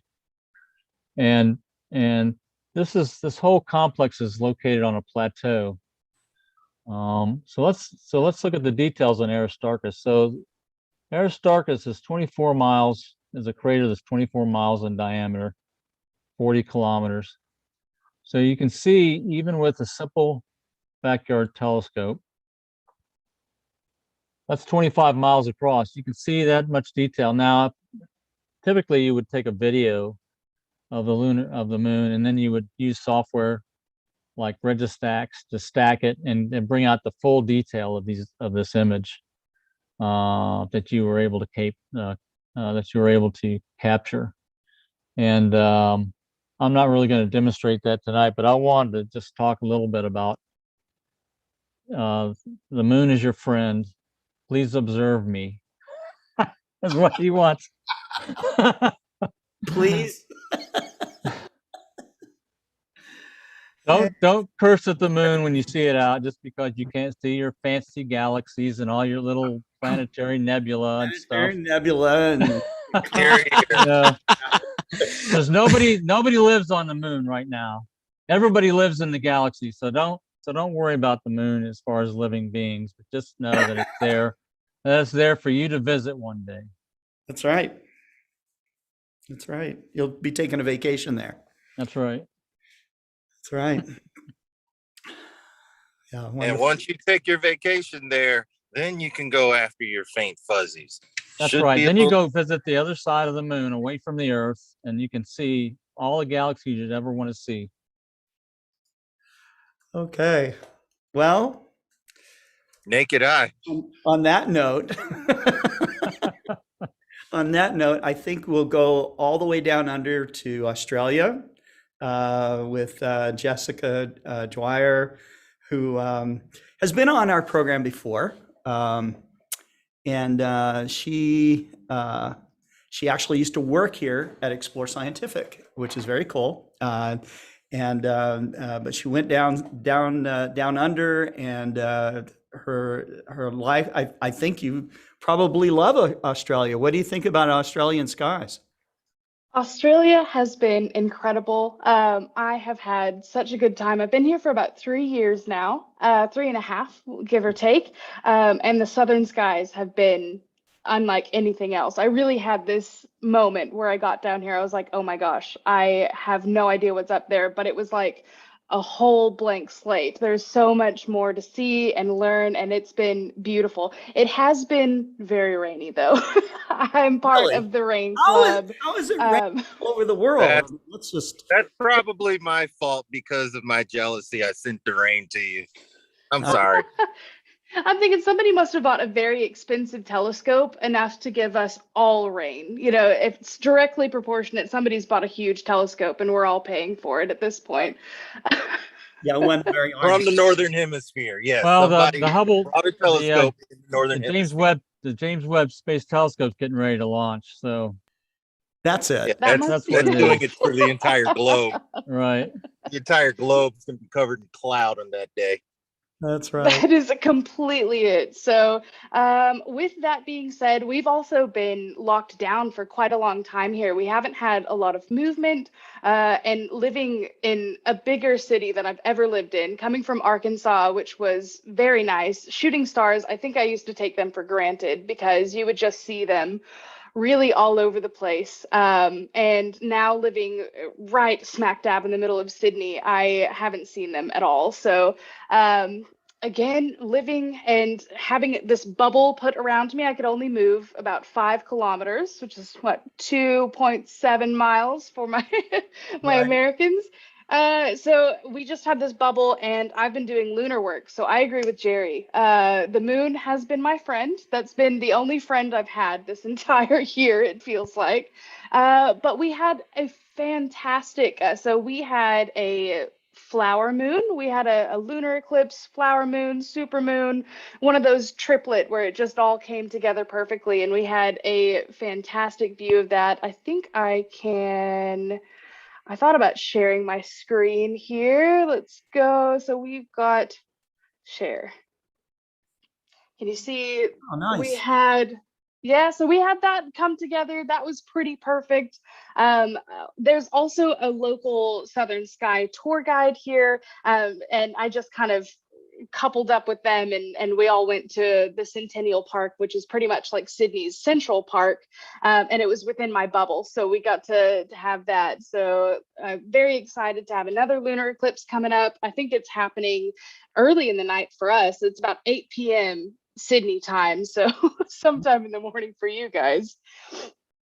Now we also, so I wanted to talk a little bit about an exciting project down here called the Huntsman Project.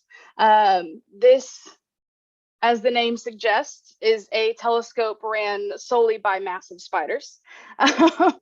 Our massive, yeah, so we have this array, which if you've seen the Dragonfly array up put on by Yale, I believe it's in the New Mexico Observatory.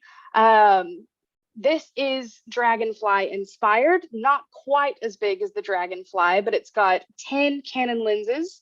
They're the 400 millimeter telephoto lenses, but when they're all stacked together like this, you get a massive surface area, a massive aperture, but a very, very fast speed. So these all together, I think they're clocked down at like f1.4, something really low like that, but it's the equivalent of a half a meter telescope aperture sizing. Let's see. So altogether, they also will have a Celestron RASA put on there, sometimes just for fun, it feels like. But at the end of the day, it's solely designed to do really, really faint stuff. They are teaming up with and looking at the TESS information that Nathan touched on earlier. So the Transiting Exoplanet Survey Satellite will say, hey, there may be an exoplanet here, and these guys will be trained just to see those really faint differences and see if they can take a look and get some more of that data on exoplanets.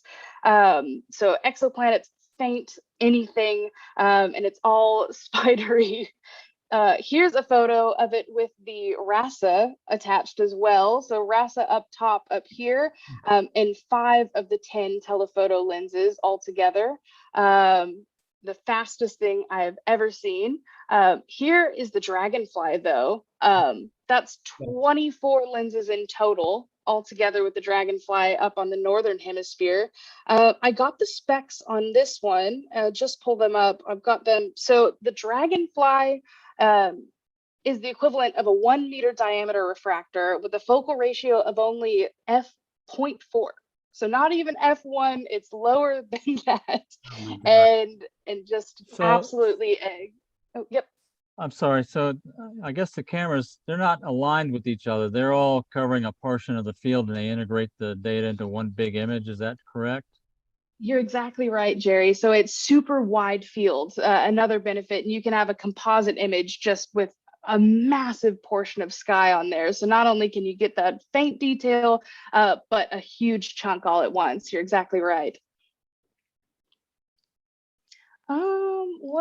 Oh, and here's the Siding Springs Observatory. It's about a 7-hour drive from where I'm at in Sydney, which again, too far to drive this year, unfortunately, but I really want to get out there, see this for myself. I've been, in talks with the guys over at Macquarie Uni and just helping them with their cameras. They've got some ZWO 183 monochromes on the back and just helping them and any questions they've got, helping with the RASA and stuff like that. So I want to physically visit their observatory after hearing so much about it and helping them as best as I can from all the way over here in Sydney. But it's definitely been a little bit of jealousy. I want to go out to some dark skies as I've been trapped cityside for this entire year, it feels like.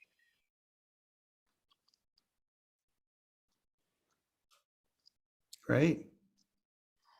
But that's been definitely what what I've been up to. That's Australian astronomy right now. It's all had to be done from Sydney, and that is all that I've been up to. Yeah, Jessica, you mentioned that you guys have been in lockdown. What's the situation? Are you unable to travel at this time, or is that kind of prohibited? We've been released now. So October, we hit a huge milestone, and we've been all released out, and I've got some big trips planned, including coming back to Arkansas. So hopefully I'll see more shooting stars there. But now, yeah.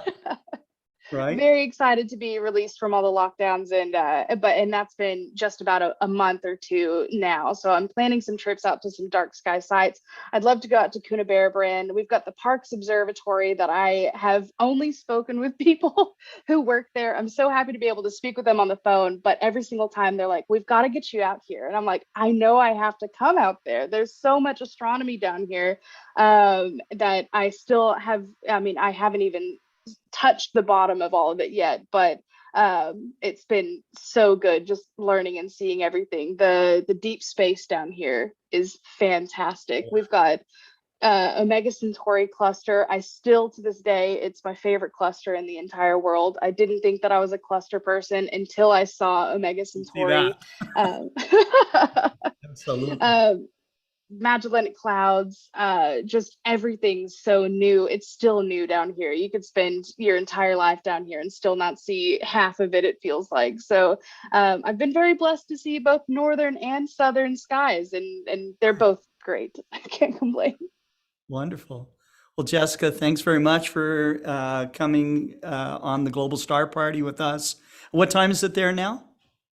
We're looking at about 1 in the afternoon, so 1 p.m. right now. We're 10 minutes off 1. Yeah, time for lunch.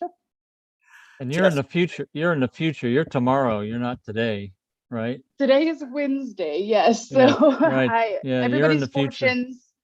I'm sorry to say you may still be looking at clouds tomorrow. I don't have, it's not in the crystal ball for you just yet.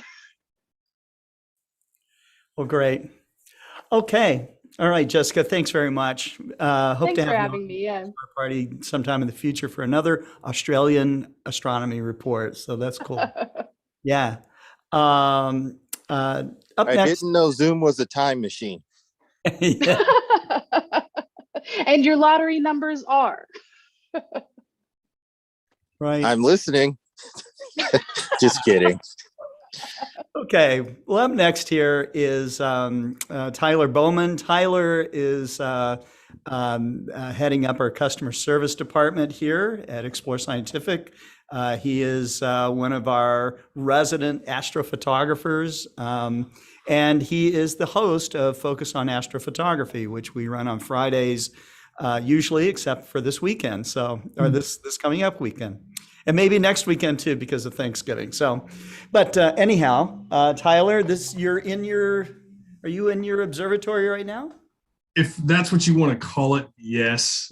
It's my he-she shed, mainly he-she or he-shed. I purchased the shed about less than a year ago. I finally got it set up. I don't have a camera that I can show you all yet. It's coming. But I have to kind of poke at Jerry a little bit because it's fun to poke at Jerry. Astrophotographers don't like the moon because we can't see our distant, faint fuzzies. But at least that's why they have narrowband. So, and that's what I was wanting to show everybody today is even with a almost full moon, I can still get imaging done. Excuse me. So what I'm imaging tonight is I believe it's called the Malot 15, which is in IC 1805 or the Heart Nebula. So I'm doing, it helps if I actually do a screen share. That's what it would help to do. Stand by. I've never done one of these before. Your Never first done. live broadcast of Ever. ever. Okay. Never been online. You have to, All right, you have so to measure an it worked. exoplanet first. Yeah. So now there we go. Everybody can see it. Can everybody see it? Yes. Perfect. So I use the Eagle. The Eagle's basically kind of like a Nook computer. I'm able to remote into it. I'm sitting at work when Scott's making me work long hours. I can still get imaging done. So again, I'm imaging the Malot 15, which is again in IC 1805. I'm taking my light exposures in hydrogen alpha at 900 seconds. I'm trying to get at least 40 on the stack. I'm probably going to go with a SHO palette, but as of right now, that's what the image looks like at 900 seconds. And you can definitely start seeing some of the heart around the area, but I'm mainly wanting to focus on this particular object here. The telescope that I'm using is an Explore Scientific FPL 53 140. The native focal length on the 140 is 910. I'm just using a standard field flattener for it, and this is the main image that I'm loving so much. Oh, yeah. I'm trying to get 40, then I'm going to stack it and see what I can get. I've worked on, so far, the Andromeda, same telescope, but it is with a full frame camera. Now, you can notice that there are elongations in the stars. I have to tweak the field flattener a little more, but I can at least get in the full frame. This is a luminance filter at 120 seconds. So I can definitely start making out some of the dark nebulae here and in here. Dust lanes, yes. And yes, the core does look a little blown out, but it will definitely calm down once I get the processing done. And the beauty part about having this particular equipment set up that anybody can remote into it. What I mean by that is Jessica or Cherry or even Scott can, if I give them a certain login credential, they can control my whole setup and they can image whatever they want if they're having terrible skies at their place, or if I'm having great skies here, they can image. This thing does autofocus routines. It does guiding as well, which my guiding is not the best because we are getting a little bit of a high cloud in the area, and the moon doesn't help either. So because that moon's wanting to say, look at me, which I don't want to. I'll be there in a minute, buddy. Sometimes I get a visit from my little one, my little 4-year-old. He likes to come visit. Oh, I didn't mean to get out of that. So this is what I'm mainly concentrating on. What are you doing? So there's a question, Tyler. Go for it. Mount you're using. Say it one more time, Scott. They want to know, Mike Overacker wants to know which mount you're using. Right now, currently, I am using the CEM 60 for my Optron. That's what I'm currently using. But hopefully this will turn out, because everybody always says that I never produce images. So here you go.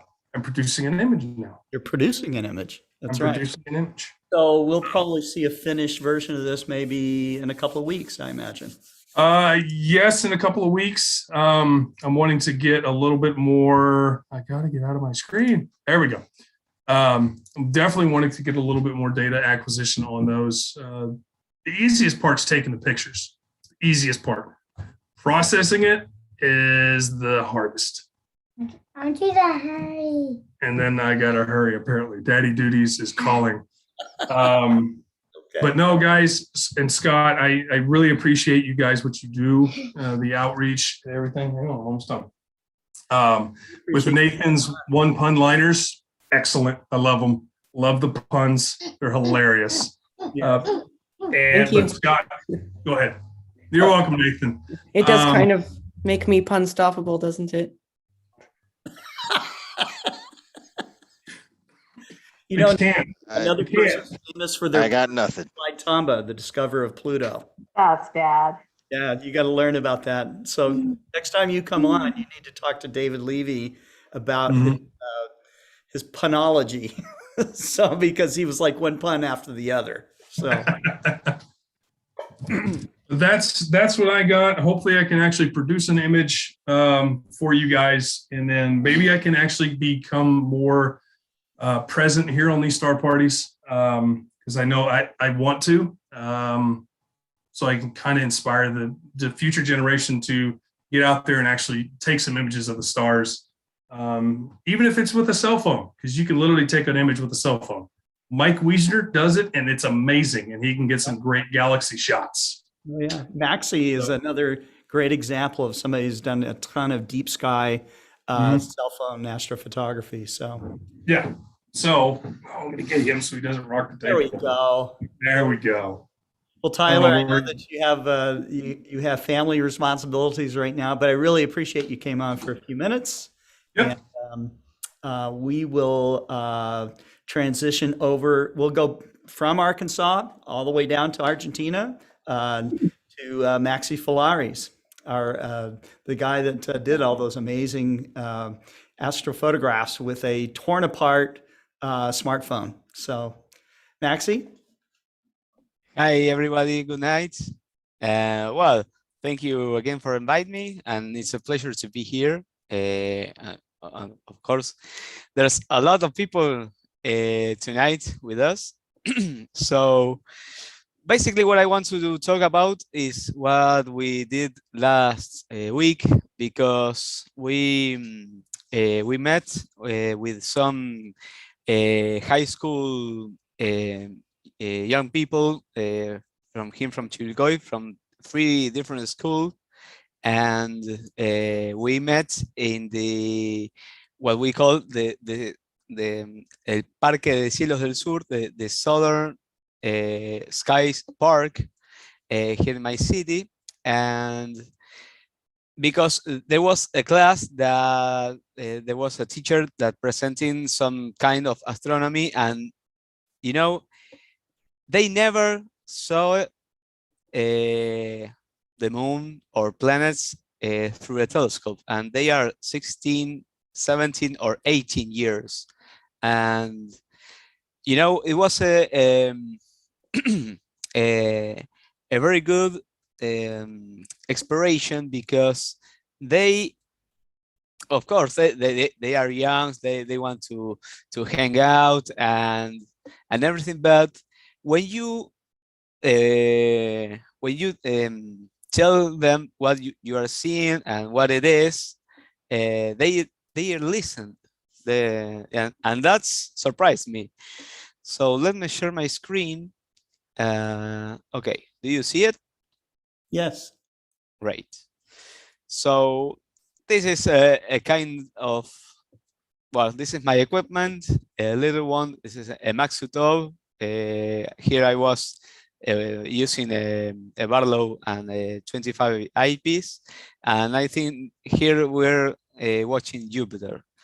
In this picture, I'm behind this young man, and there's another one. Well, this is a Dobsonia that Armando Sandanel built by hand a couple years ago. And well, here's me again, because I was pointing with my laser.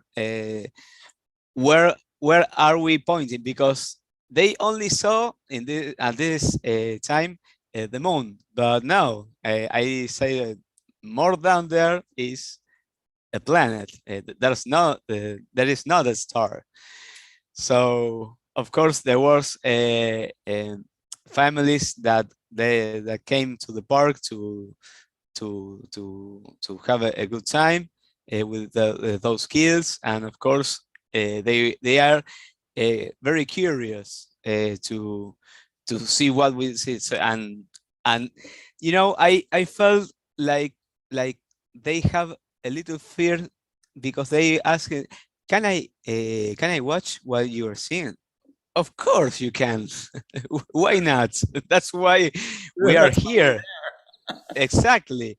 And there are some young kids that say, you know, my teacher said me that the moon is our satellite, and they are. There was very surprising. And of course, I'm glad that the teenagers are still involved in this kind of meetings and astronomy. Of course, there was too much taking mates, chatting, telling shows and everything, but there are another ones that they are really curious, and of course that everyone's to ask what we do and what we are seeing. They are invited. This is a photo taking up in the Zoom area, where here's me with my scope and some teenagers. Here's another one. And of course, they are, like I said, they are chatting, taking mates, but it was a really good night. It was the last Saturday, I think. Well, this is another one. Well, here's me. I think I was watching Saturn, and you know, they are when they saw Jupiter, they see, oh, it's surround. You can see some lines, and I tell them there are big, really big storms, and they don't were very impressive. But when I pointed to Saturn, they really say, "Whoa, man, it had rings," you know, and they say it looks like when you see it in a book, yeah, but you're seeing it with your eyes, and that was stunning. And well, like I say, we have we had a good time, and maybe the next 70 sorry for the number, the next 27th, the Saturday, maybe I will be with, if of course if the weather helps us, I will grab my entire equipment with my Newton, my deep sky camera, and my notebook and everything, because we want to share with these people. Of course, anyone is invited, that to show the deep sky objects that we have above our heads, maybe M42, maybe some galaxies, and we have some light pollution, but it's with the help with the camera, you can see it. And of course, I said, we are pointing to this place right now. You're seeing a galaxy, for example. And this is taking pictures with a cell phone of this one of the kids, because I went with a holder for a cell phone and when everybody saw the moon and the planets, I say, okay, who wants to take pictures to the moon? And in this time, there wasn't too many young people, because they are they are tired and they are still chatting. So, but there's another one who say, "Oh, I can take a picture." Of course you can. That's why I'm having this holder. So let me put your cell phone. You have to get precisely with the eyepiece and the camera of the cell phone. But you can do it. And when they saw the entire moon, very brightened, but when I touch the screen and it gets all the shapes, and they see the craters, they say, "Oh my God, I'm having a really good picture of the moon." And of course, I get zoomed. They can take the lunar X that shows a couple minutes ago, Nathan, and they are really surprised. And well, also what I want to share is what I was doing yesterday. I came back from work, and I was taking mate with my girlfriend, and I say, "Okay, honey, in an hour I will go outside." Where you go? I'm going to do some storm chaser. So because to the southeast, it was forming a storm, and I want to do some pictures with the sky also.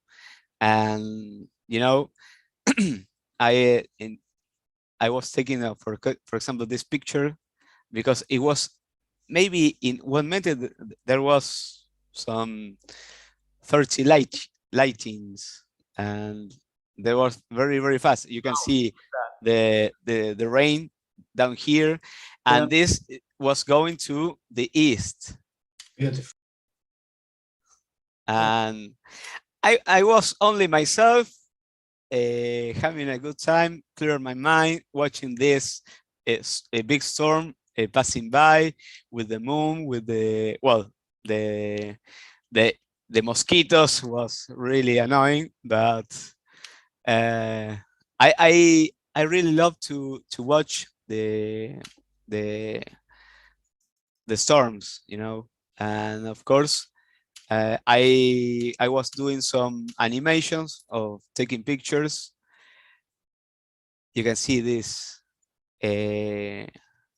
I don't know how to say in English the storm. Well, you are seeing this these yellow dots. I think we call those lightning bugs. Exactly, from the summer, and there's a lot of lightning bugs. Wow, that's good. Really a lot. But that was magical. Very bright. Look at that. Also, well, here I think there's a lighting just touching ground, and well, of course I want to do some animations with the Magellanic clouds. I took pictures. I think it was from here. I'm going to put it more faster. I think you can see how it moves and how it rotates. Let's put it back. Look here and here. Oh, the large and small Magellanic Cloud. You can see how it moves. Yeah. And also with the storm here, you can see, well, the lightning bugs and some lightning of the storm that in this case was really far away. And then I went more far away from this place to taking pictures again to this storm. You know, here's you can see this light is the National Route 5, and I was a couple of kilometers, but it doesn't have any problem. And when I was taking these pictures, particularly, I turned to the to my backside, and I saw there was another storm coming to where I was. So I did this video that I want to show you. I think is yeah, this. No, sorry, this was before. Sorry, it wasn't. No, well, I didn't do it yet. Well, let's do the animation. It was in the, yeah, it started here. You know, when I saw this, it was really shiny. And here's, for example, Jupiter.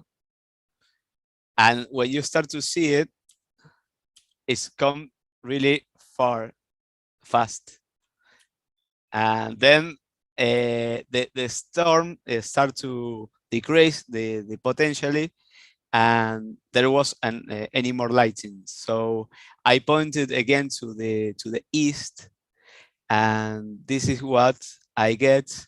Here I did the video, and you can see this Orion, but down here is the storm that was taking pictures more earlier. Oh, the crossing by. And you can see how it rotates and it starts to come up.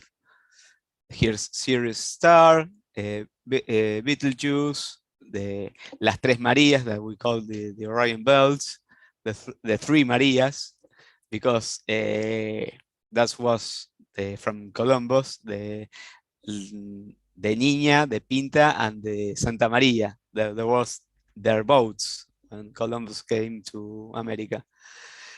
It's an old story. Well, this is my little presentation. I hope that, sorry. I want to show to Nathan if he's here. these pictures that I took, it was with my cell phone that I did in 2019 to the lunar eclipse that we had in January. You can do astrophotography, and everyone that tells you nuts is wrong, because today we have a really good technology inside of our packets. So thank you, and I hope that you liked my little presentation. Thank you very much. We did like it. Excellent presentation, Maxi. It's great. Storm chasing. You're adding that to your yeah. See, when when clouds come up, like the moon, clouds can ruin your fun for deep sky photography. Yeah, that's why I had to say, I had to say, okay, I'm go out. We have the moon also. I don't do a deep sky object when we have moon, and I say, okay, now I have to clear my mind. So that's I one killed good two way batteries. to do it. Yeah. That was a great presentation. Thank you. I think you're a great pioneer for the iPhone astrophotographers of the world. I think some people might think that iPhone astrophotography is a little phony, but I think that there's not. It's great. No, absolutely not. And I'm using a Huawei, and I bought this in December of 2017. And finally, it had to in December, 4 years. It's going to and I'm still using. I can do pictures with the format that NEF or RAW format, and I can do exposures like 30 seconds and 3200 ISO. There's a lot, and it's a 4-year-old cell phone. Wow. Today, with an iPhone, you can do anything. I started to follow you in Instagram. If you want to my personal Instagram is open to everyone, and also I have pictures when I started, and I did pictures with my cell phone. That's why what I had in that time. Today I have a couple months ago I could upgrade to a deep sky camera, and I have a huge equipment, but with simple equipment. And also Nico, that's maybe I don't know, is here.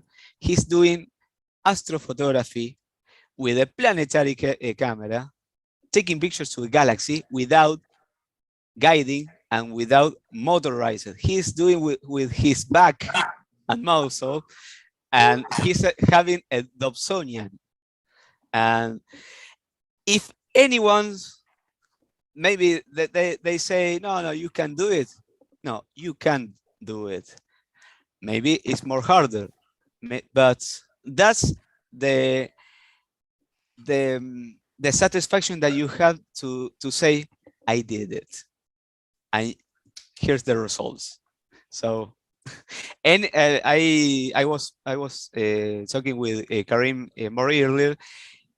Anyone that have some questions and if you want to ask me if I can tell you the answers, it will be my pleasure, because nobody, there are too many persons that say, okay, you can do this, but you can do that, and then start to figure it out.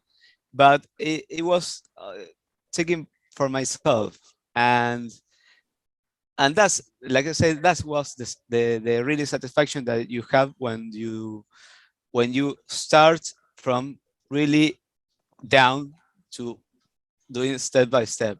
You really enjoy that travel. Today, if I look back, I say, oh, I did all this. Maybe it will be more shortly, but no, I did all this. And that knowledge makes me feel more happy that I really did it. Great. Wonderful.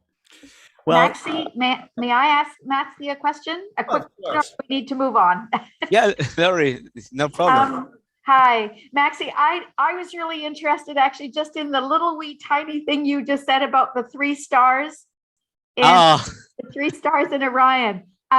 Is that something that is still kind of told to people today? I mean, yeah, you know, I remember one time that a little kid told to her mom because we were in the southern sky park, and say, "Mommy, I want to see the 3 Marias with my telescope, with the telescope."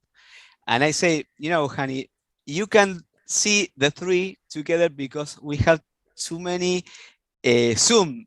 We can see one, and then we can see another, and then we can see another. But she wants to see the 3 at the same time. In that case, you need maybe a binocular. Binoculars, yeah. And now, are they individual? Like one is the Santa Maria and the other one is the Santa Ana? Like, I mean, which one is which? Yeah, we have Orion we're seeing upside like we see in the northern sky. Yeah.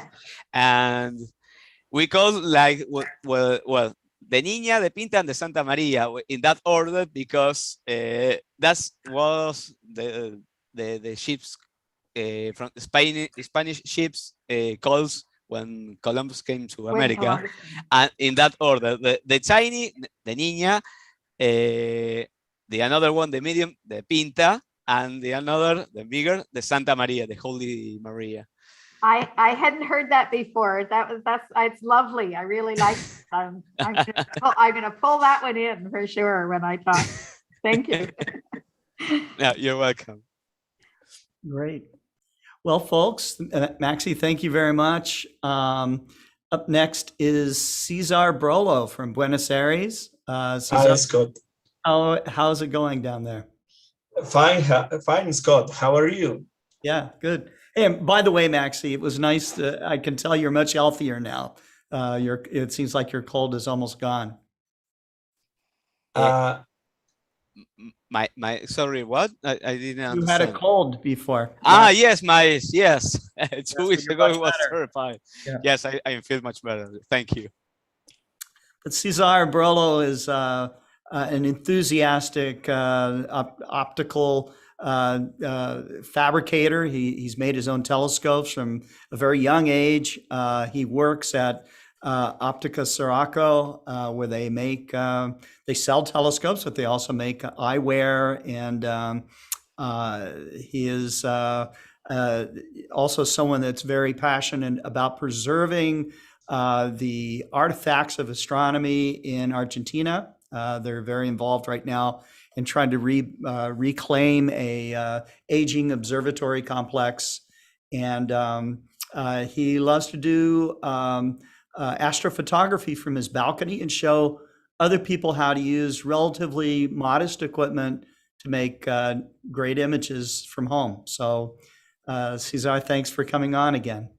Yeah, Scott, it's a pleasure really be here in the Global Star Party, as I showed, with a lot of excellent presentations of Maxi, Lauri, Tyler. Really, it's every night is a pleasure share some image with the group and with the people, with the audience. And really, well, last Saturday I had some fun with the telescope, my small telescope in the balcony. Was an excellent. At the same time that Maxi was in the Maxi, do you make the star party in Friday or Saturday? Last weekend. Yes, in the park, in the plaza. No, it was Saturday. No, it was Thursday. Thursday. Okay. Thursday. Yes. Yes. Well, I used the telescope on. I don't remember now if it was. I think that was a Saturday. It was it was the same night. Same night, yes, You text me Saturday. and, and send me Absolutely, that. because I started text to Scott, to Maxi. Well, I don't have the WhatsApp to Adrian. If not, I like to take the pictures before put the pictures in social nets. I prefer send by WhatsApp to my friends, and I can share some of those images right now, unless you've got them. Yes, I have yes, I have. Oh, it's the same. Yeah, yes. I share an image to Scott, but in another way. Enjoying a gelato with my family. Do you see that on Sunday? Yeah, there was not of astronomy. Well, let me share if I can. Let me. You can see the screen. Yes. Well, this is the equipment that I used. It's a Maxutov Cassegrain 5-inch telescope. Here, where it's impossible to see, Sibony camera. It's a planetarium camera, but with now the cameras, most of the new cameras have a back illuminate sensor, and this was make a much better quality process to have a better image to really have the option to get something that we can get easily. If we have a good optics, we can make a better work in our planetary image. First of all, I was again amazed with the optics of the telescope that I use. It's an Explorer Scientific Maxutov telescope over a EXS 100 mount. And here you can see the moon and Jupiter.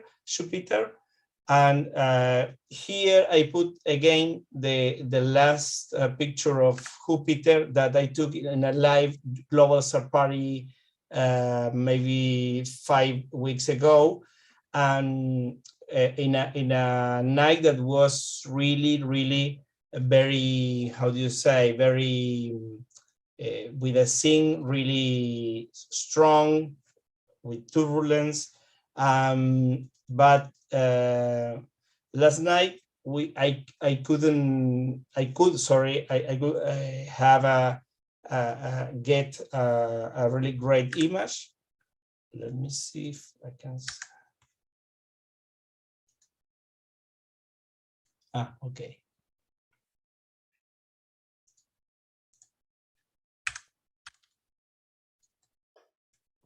Look at that. Yeah. Yeah, lots of detail. Yes, a lot of details. And look at the moons. Yes, the position of that moon and that as really was for me, for a small telescope, was a surprise.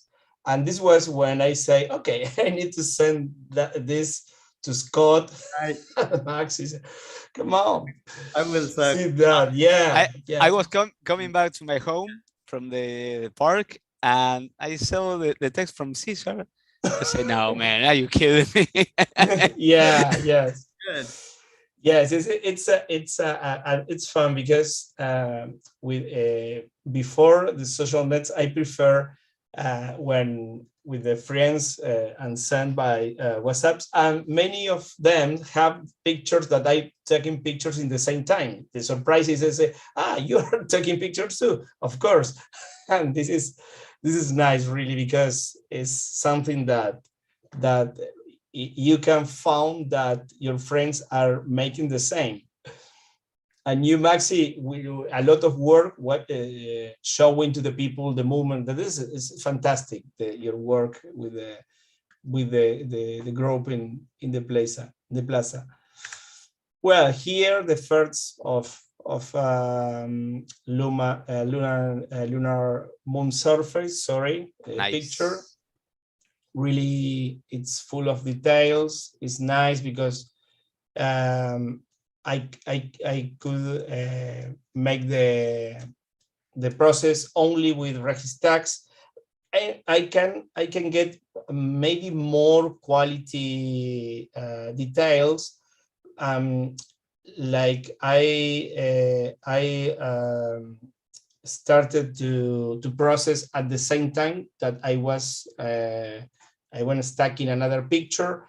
I don't pay the total attention for the best, for the best parameters to choose, but I can try to process again the videos and maybe I can get more quality, because the level of definition, I found that the level of definition was exactly connected with the quality of the optics and the possibilities of resolution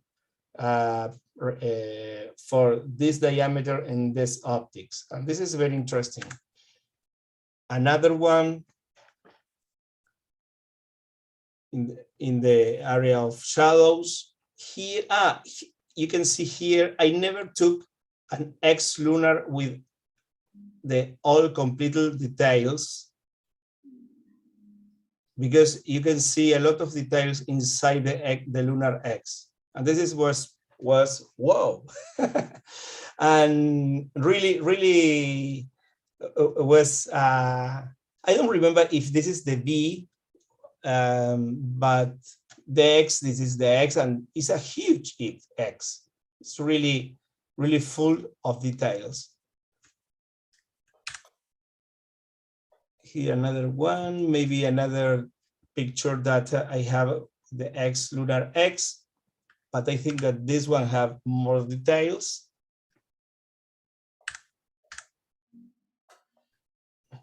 Another part of the shadows of the moon, the terminador, we call it terminador.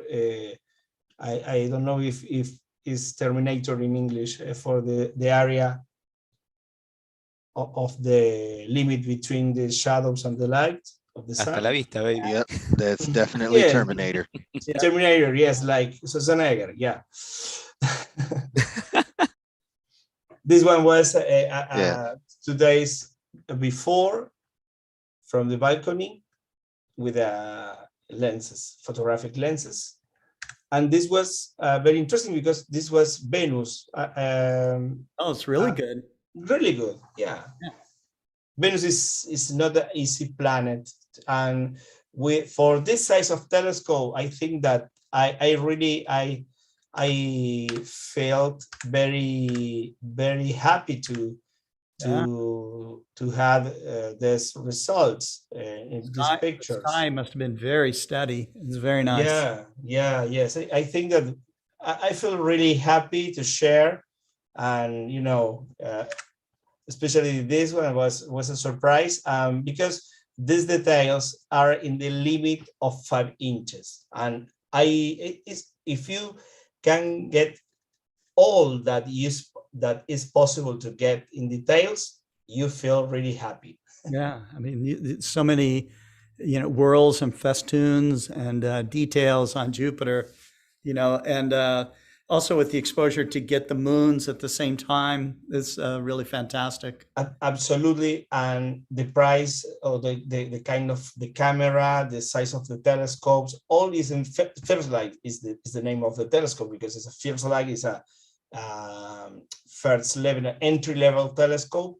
Yeah. Maybe the second one. I think that well, that we are importing and are coming to Argentina the National Geographic Telescope from Explore Scientific, the 400.5 Newtonian, and we choose that because it's, you know, that we are the people many times and thinking in the same way that Maxi. Really, we love the idea of very short focal in Newtonian, because you have a lot an explosion of light in your hands. Yes. And the possibilities to have, my idea is encourage to the kids, especially that maybe they receive this kind of telescope for Christmas, is encouraging to their parents and the kids to take pictures of a nebula with this kind of telescopes with their cell phones, and many of them they can do it, because you have a focal razor very short, enough diameter to have of course that maybe an Orion nebula, and maybe, you know, you can get something move with the picture of the stars, but you can, the magic to took the color of the nebula in your cell phone is amazing. And this is the idea how the people can start to be interested in this kind of magic, that is when you see the first time a color of the nebula, and actually with a cell phone, it's incredible. It's great. It's wonderful. Yeah. Well, César, thank you so much. It's a pleasure. Thank you. You know, people love seeing you make your presentations and inspiring them to, you know, take those next steps to get involved in exploring the skies from the cities, from their balcony. The cities, absolutely. Yeah, right. So. And I promise you that I can, I'll make it try to take pictures and show to the people in the Maxi Falieres way with a cell phone, with this kind of telescope without mount, or Nico the hammer. Nico make. Yeah, Nico does this really well, doesn't he? Yes, absolutely. A customer this week, that sometimes to our customers in the store, we all time we make support for astrophotography too, not only for the equipment, the usage of the equipment, and this guy told me that sometimes he have a lot of wind, like me sometimes, and they're home, and he showed me an excellent picture of Tarantula Nebula with only 3 seconds of exposure each, of course, and 800 exposures of 3 seconds each. And the picture is wonderful. And this is like and it was only with a 80 apochromatic 80 millimeters ED apochromic telescope. Yes. And he can do it, and he actually is happy to say, because I told him don't listen that for astrophotography the rules are not the rules that you expect to have, because it's all time is different, like Maxi or Nico or many people. I saw a picture of Adrian with the photo lenses. I think that maybe without tripod, I don't know, or no, with tripod but without mount. And this tracking, is Nico with the Dobson or Maxi. I remember the Maxi that revolution, making a revolution in the social nets in Argentina. I said, no, I use my phone. And the people said, no, it's a serious business. Oh, how? And ever, if you try and you say, okay, work, you follow this line, no problem. The rules are not reals in astrophotography, because each telescope and sensor and phone and smartphone work separately, and the conditions, and you can need to get a choice of your equipment and the conditions that you have, and only try. That's right. And that's something you'll often hear about astrophotographers. They will, somebody will ask a question, should I, because they want to work it backwards. They want to know the exact right answer, okay, of the combination of equipment and which sensor, which camera, which telescope, which Any. Yeah. But I always recommend that everyone wants to. They need to try. Yeah, absolutely. I always recommend that everyone that wants to start in this kind of business, for example, any way that you do it, the importance of this that you are doing science, any kind of way. It doesn't matter if it's a cell phone, it doesn't matter if it's a deep sky camera, it doesn't matter if you are drawing or anything, it's science. And that's the big important thing in this case. Right. Absolutely. Wonderful. Well, our next astronomer from Argentina is Nicolas Arias. His nickname is Nico the Hammer, and I've given his presentations a nickname also, and I call it Hammer Time. So, Nico, you are on. Perfect. Thank you, Scott. You have to introduce it like this, Scott. You got to go. Hammer Time. Nico, the Hammer. Hammer Time from my patio. So you can hear me? Yes, we can hear you. Yeah, we can hear you. I was just trying to give you a proper introduction. Yeah, man. Nico, the Hammer. The Hammer. Okay, well, today we have a really nice presentations. Really good picture, César. It's a really advanced with Jupiter, and I was thinking while you were talking, and that is true that there are no parameters and no limits on equipment. You can do when anything you got. You can do one thing or maybe double stars, variable stars. There are a lot of things you can do. And well, for tonight, I was thinking that yesterday was the anniversary of the birth of William Herschel, and as several times I told that I used to do double stars, and I like to do it with my Dobson. So tonight I will show you how to capture and measuring a double star live with a Dobson. So let me share my screen. Hey, Nico. Yes. Tell them how it calls your Dobsonian. Your Dobson. Oh, my dog is called Herschel, of course. Oh, okay. A proper name. David Levy, who names all of his telescopes. Okay. You see the screen? Yes, but it's just a black square. Yeah, it's because I need to find my star. I will. Okay. Yes, I choose a special double star. It's a double star that has been discovered by Herschel. So let's do it. Okay. So we have a double star discovered by Herschel, which Herschel is about to view. This is awesome. Right. Okay. And that's it. There is the double star.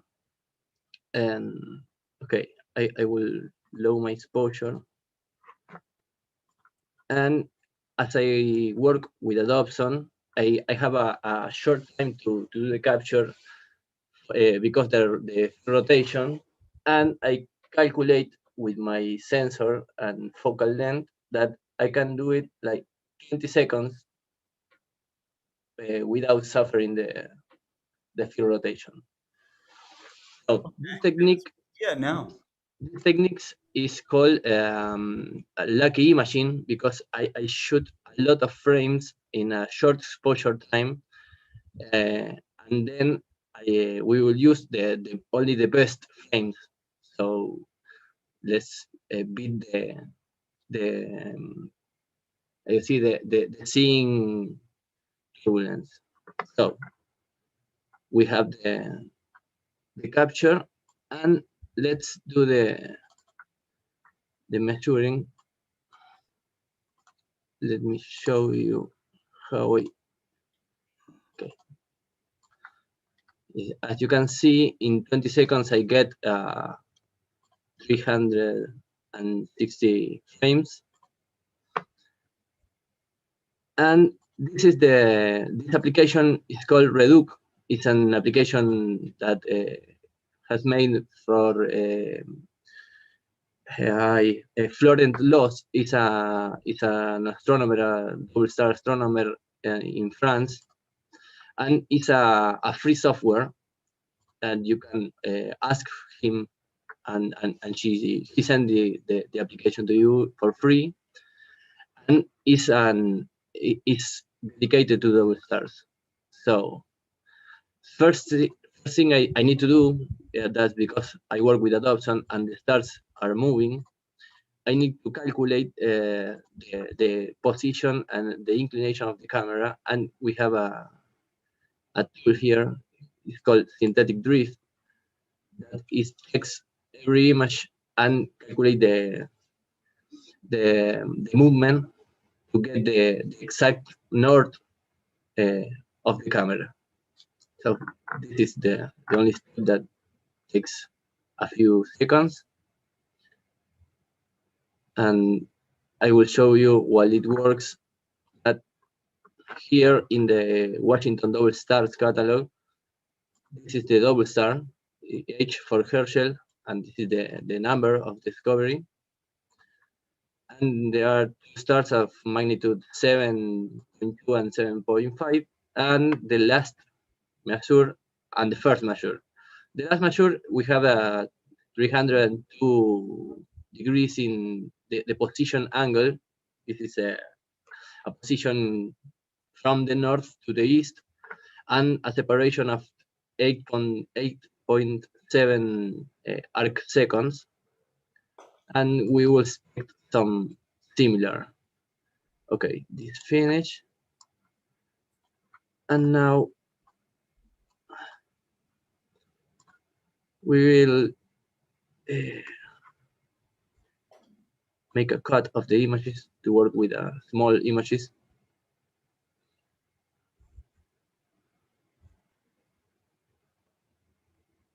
As you can see, it's really fast to do this work, and I like to encourage the new astronomers that want to do double stars, that it's really easy. And here we have the two stars. We will order it by quality, and use this tool that called Auto Reduc, that measure every image of the 360 images, and then we will get the medium measure. You can see these values are the position angle and the separation, that is 8.69 almost, is the measure we expect. We will do some recheck of bad images. Now, if you're just now watching, Nico is using his Dobsonian telescope. It does not have a drive, okay? No drive, only by hand. Yeah. You like to have ibuprofen on your hand if you do this 2 hours. Amazing. Okay, and here we have the measurement. We have a 302 on the position angle, exactly we would expect, because the double stars, this is an orbital double star that takes maybe hundreds of years and make an orbit, so the changes are really small. And the last measure was 8.7 arc seconds, and we have 8.767, so it was a good measuring. So well, this is what I want to show you, how you can do a double star measuring in a really short time, even with a Dobsonian. And in this case, I am using a camera, QHI camera, but before I was doing this with a webcam, and it's the same process. So as César say and Scott the same, you can do a lot of things and without getting the best equipment or Right. mount. So Well, you're as I always say, if anyone have any questions, you can contact me anytime that I will help you to do this. So okay, this was my little presentation from my patio. That's I'm very inspiring. So it shows that I mean, really, for sure, you can get involved with astrophotography with minimum equipment and do science with minimum equipment as well. So that is very important. And Nico, you're a big inspiration. So thank you very much. Thank you, Scott. Thanks, guys. We look forward to the next hammer time. Okay, that's wonderful. Yeah, anytime. Okay. Hammer time. Hammer time. Yeah. You like that, right? Yeah. I love how it sounds. Yes, only, I stole that only straight Adrian, from. only Adrian make the dry. Yeah. I stole it from MC Hammer. MC so- Hammer. Stop. Yeah. Hammer Yes. time. Yeah. You got it, Maxi. Yep. Okay. All right. Simon Lewis, who's supposed to be up next, is running just a little bit late. So we will bring on John Briggs next. John is well known at most of the observatories across the United States. He is someone that has been very involved in restoration of antique telescopes. He knows more about the instrumentation that helped astrophysics, the whole field of astrophysics, come of age, and of anyone that I know. He's inspiring. He's got a great nature about him. His stories and his manner is infectious, and I am proud and happy to call him a friend. But he's a friend, as many of our presenters are, to astronomers everywhere, And so, John, thank you for coming on to the Global Star Party yet again. It's great. Hey, Scott, very much my pleasure. Are you hearing me okay? Yeah, we hear you fine. Yes. Sorry that I have low light level in my room, so my video isn't very good of myself, but we don't have to worry about that. I'm going to try to share screen. Okay. The lighting looks dramatic, so it's cool. Yeah, I guess I go like this. I'm sort of. And I failed to mention too that John is the heads up and is the owner, I guess, of the Astronomical Lyceum in New Mexico. So that is something, definitely it's on my bucket list to go visit and see all that's there. Well, Scott, you and everybody, of course, are wonderfully welcome. And so, when I saw, I hope this come through okay.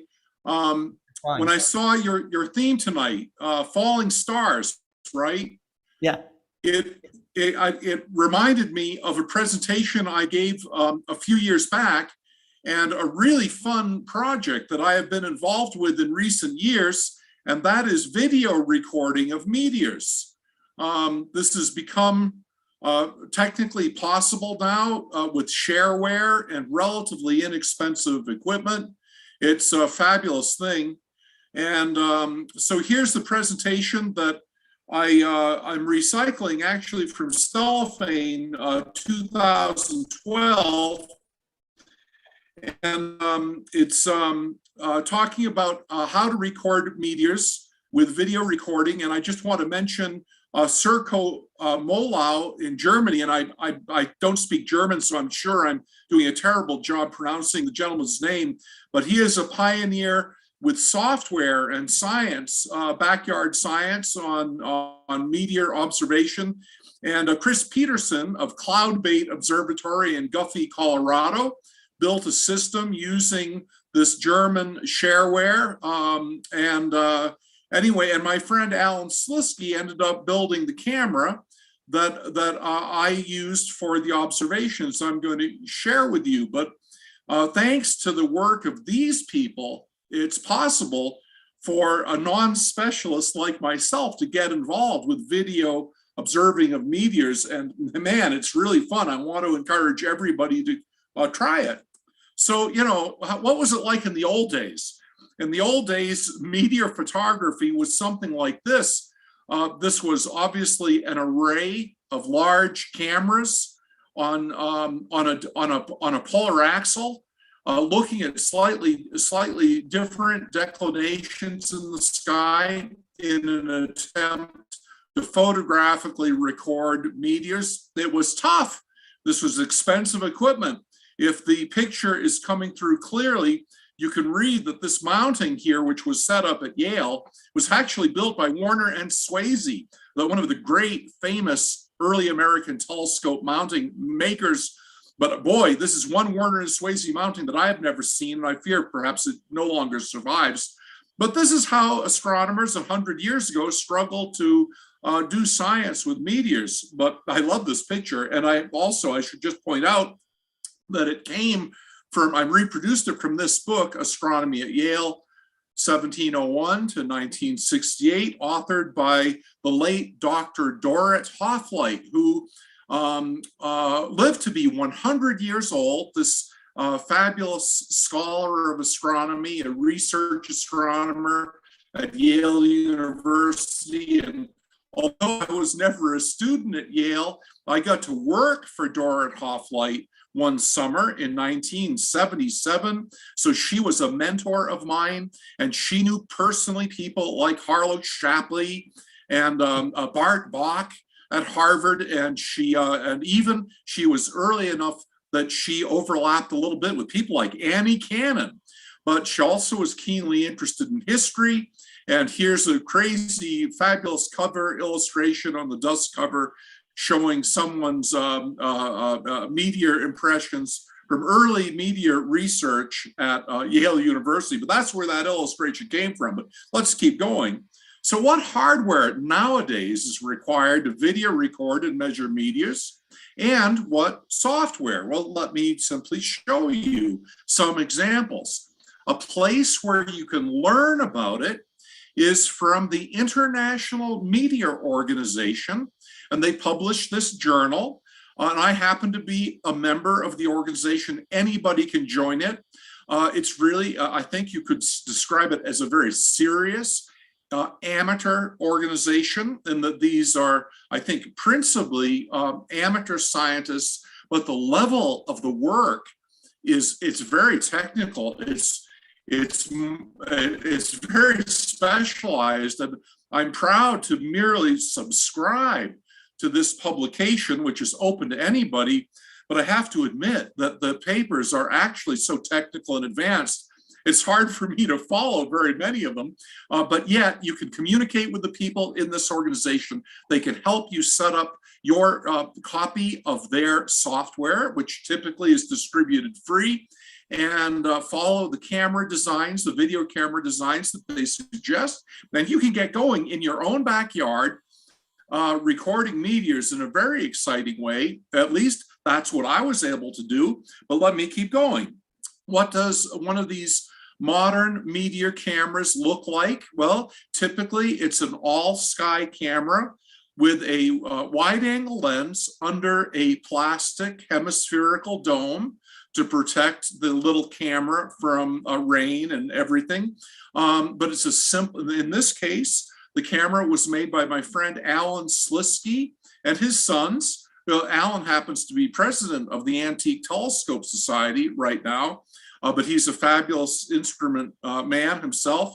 And inside, it's really just a relatively straightforward but sensitive video camera with a fast lens. And let's see, I think I have a picture. Oh yeah, I just wanted to repeat the title slide again so you can see the names of the people who were really involved designing this stuff, of which I am merely copying, okay, and using. But anyway, yeah, there's the picture again. Let's see, there's a top showing the camera inside the plastic hemisphere.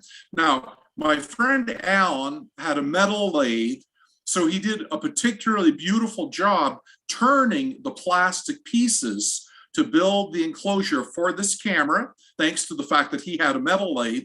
You don't have to enclose a camera as fancily as this one has been done, but this is just an example of what is possible without too much trouble if you happen to have something like a metal lathe. But let's keep going. This here is showing the outside of the plastic camera case removed, and there's like an internal layer that holds some electronics and the camera and the wide angle lens. The electronics are actually very simple. It's just a sensitive video camera there, but the little circuit board you see actually just has a heating element and a tiny fan to help circulate warm air to fight frost and cold weather and things of that nature. So this thing is really not as complicated as you might think looking at these pictures. Let's keep going. Okay. Let's look at some movies of Perseid meteors that I made above Vail Valley, Colorado, where I used to live back in 2012. So I'm going to escape this presentation. And I think if you still see my screen, I hope. And I'm going to change to this. And so if you're seeing what I'm doing, I have my mouse moving. These are all data files that were recorded automatically by the German shareware over the course of just one night, okay, back in, what was it, 2012. And you get some indication of how big and interesting the meteor was by looking at the size of the data file. But see, the software automatically is able to recognize and trigger the recording when a meteor passes through the field of view. You don't make a recording like all night long. Here's a file, 129 kilobytes. Let's click on it. And it brings up a little screen here. And this is the view inside the window. I'm sorry I can't make it real big. There's a limitation of the shareware. But this is actually a nearly all sky view in that box. This bright object is the moon. And obviously over there's a meteor. But this picture is sort of a summary of all the data files for this particular observation. If I press run, you can see what happened. Look at that, and press run again. So unlike visual observing where you see the meteor, whoa, that's great, and then it's gone.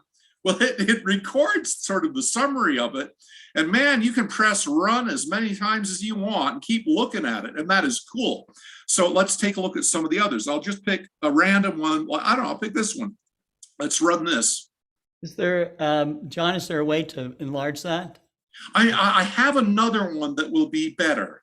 Okay. So if this doesn't seem, unfortunately, the software doesn't present these files really big.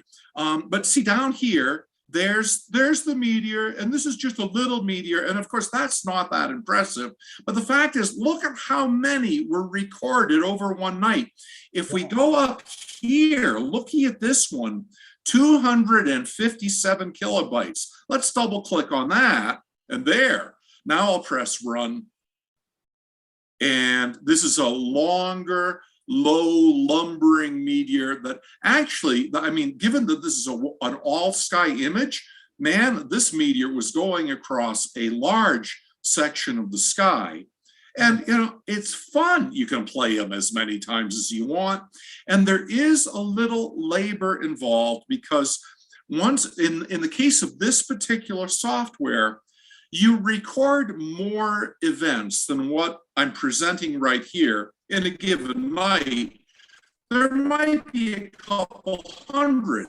And in the morning, you go through them yourself and you pick out the ones that are real meteors and you throw away ones that are not real. And what was there? Yeah, I guess I'll show you maybe one more that looks fairly big. Well, let's look at this one. And this one was kind of in the morning sky. Oh, and it's down there and it's overexposed. But you get the basic idea on that. But I found this very exciting. Now, occasionally something special would happen. And in this case, I can make the screen big, I believe. There, how about that? Now, if a meteor is unusually bright, the algorithm can be overwhelmed and confused. What I'm about to show you is a movie that I had to make somewhat manually from the individual frames that this camera produced, because towards the end of this recording, the meteor, which was flying over Arizona west of me, and I'm in New Mexico, but this meteor became so overwhelmingly bright that the camera was confused. Let me run it and you'll just see. Boom, boom, boom, boom, boom, boom. Well, I'll do it again because you can do it as many times as you want. Boom, boom, boom, boom, boom. Man, this thing goes off like an atomic bomb or something. Yeah. See, this is down here, if you can see my mouse. That was to the west from my house here in New Mexico. I'm 100 miles from the Arizona border. This meteor and the associated meteorite fell on an Indian reservation, a Native American reservation west of us. They ultimately recovered the stone from this object. Wow. Now, the algorithm is getting overwhelmed because the sky was so bright that I had to assemble the few final frames. If you look down over here, look at the tree, look at the earth, the ground around my house. I'm just going to put my mouse over here on the right-hand side. You know, the world around me was being lit up darn near like daylight when this one went off. And isn't that cool? My data did not contribute directly to the recovery of this particular meteorite, but cameras similar to this were used to literally recover this object. And at least I saw it, at least with the help of my camera, like it recorded it while I was sleeping. It was magnificent. So anyway, let's see, I should go back and finish this up because I just wanted to enthusiastically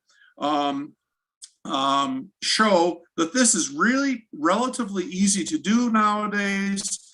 And how do we show the slideshow again from current slide from there we go.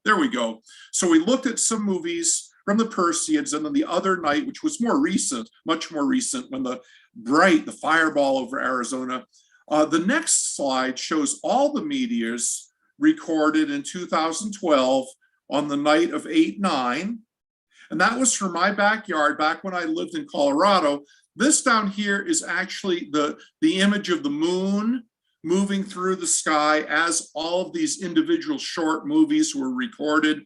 This thing here that looks like a zigzag, of course, the meteor wasn't really doing that. That's some kind of pixelization in the something to do with the way the software was working as best it could. Some other dotted lines like these here were probably planets or bright stars. This was probably a bright star. But you can see how a camera like this can be used to present all the meteors on a given night. And if you're very good handling these images through the software, like Chris Peterson is in Guffey, Colorado, he could make these mosaics or much better than I have learned how. But here's an example of what Chris did, and he was my mentor setting up my camera initially. And look at how he presents many meteors over the course of a Perseid shower. And it's a lot of fun to get into this The associated equipment is not terribly expensive. There are more than one software packages available. There's one available from Japan. You've got to buy it. It's called UFO Capture. This one here is called METREC. It's from Germany. It's shareware from Germany. If you want to learn more about meteors in general, this book I bought, I actually read it. I thought it was absolutely wonderful. Peter Jeniskens is a world authority on meteor showers nowadays. Meteor showers and their parent comets, really, really excellent book. I learned a lot from it.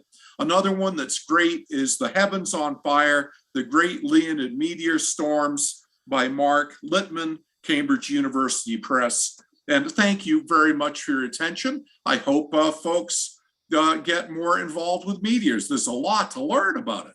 Yes, there is, and it's great. I love seeing all the, especially that first meteor camera that you showed. Oh yeah. I had learned that November 26th is the anniversary of the first meteor photograph, which was taken in 1885. I bet you that was done at Harvard. I'm not sure. Was it? I don't know. I'm just seeing an entry about it. But where was this instrument set up? This instrument was set up at Yale.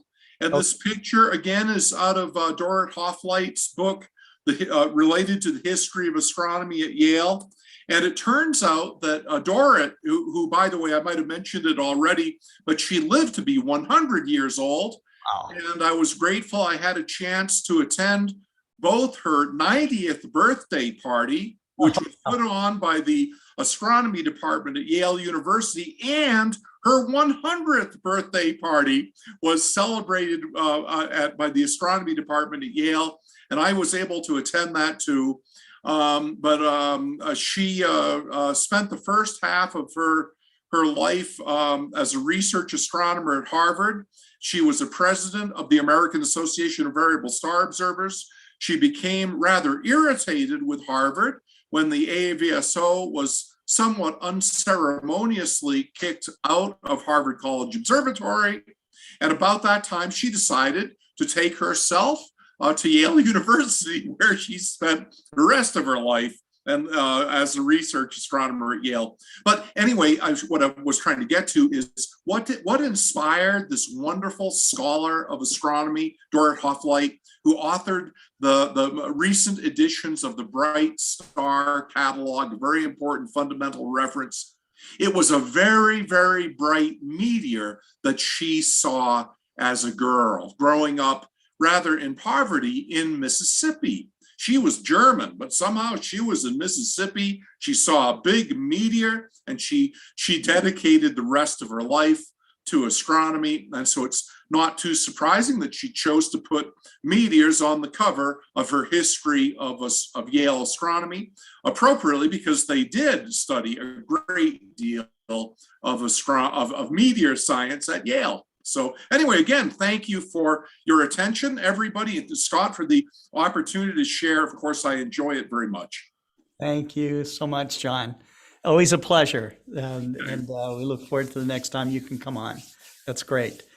Okay, so up next is Adrian Bradley. Adrian is someone that has delighted us with his skyscapes, both up in northern Michigan, where he often haunts, lighthouses and the scenery, the natural scenery around Michigan. But he also made a travel down to where the Okie-Tex Star Party is and showed us some Milky Way shots from there.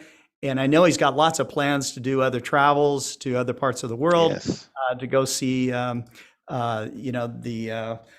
Milky Way, perhaps from the Southern Hemisphere, and anywhere that he can get a camera, a lens on beautiful. I will have camera, will travel.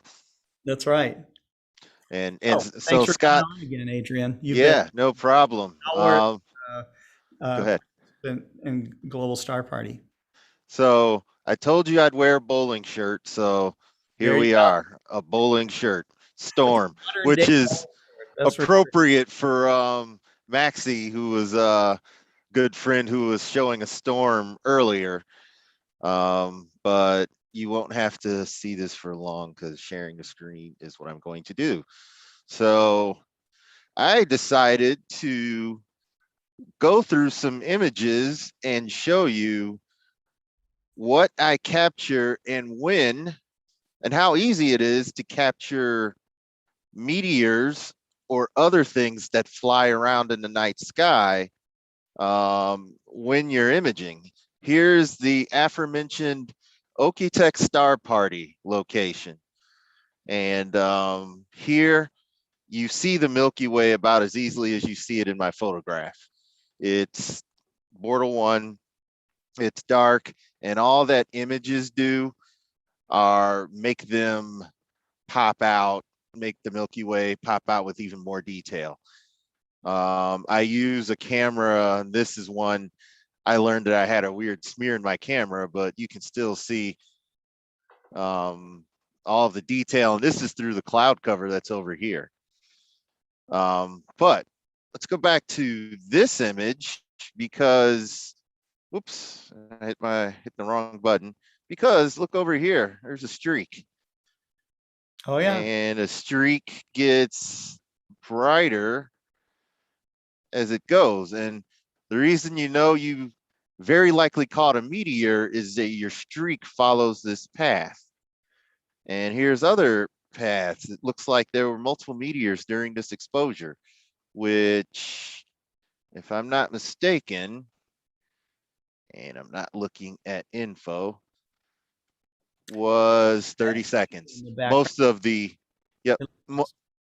most of my images were 30 seconds. Look how faint it is. Go ahead, Scott. No, yeah, it looks like there's some red hue in the background, maybe some faint aurora as well. Well, here in Oklahoma, probably not. This could be chromatic. I think it's called chromatic aberration, or it could have been haze. I shot this, like you see this, I shot it with an HA modified camera. I see. So a lot of that color is probably an artifact of that camera. Like there's this little purple up here, purple there. So I started editing these better, and so now you have a closer reality. And if you notice, you know you don't have meteors when you start seeing these dots. That is the Delta Comet heading somewhere. That is Comet United, another plane. Well, but look above it. And oops, I went to the wrong. Okay, there we go. Let's go back there because I just saw something above Comet United. These little streaks are one of two things: satellites and satellites streaking through, or they are meteors, especially when they're angled up and down. Sometimes you can have a plane. That is another Delta Comet here. You've got the lights of a plane angled up and down, but a furious white streak could go in any direction. And that's how you know you happen to have caught a meteor. The darker your skies, the more likely you catch a meteor. So if we look at this one over here, you've got Comet Southwest flying in. This wasn't the best of tracking, but you've got all kinds of streaks coming through. This dash suggests that there was something else smaller coming through, probably not a meteor, but this, yeah, this could have been a meteor.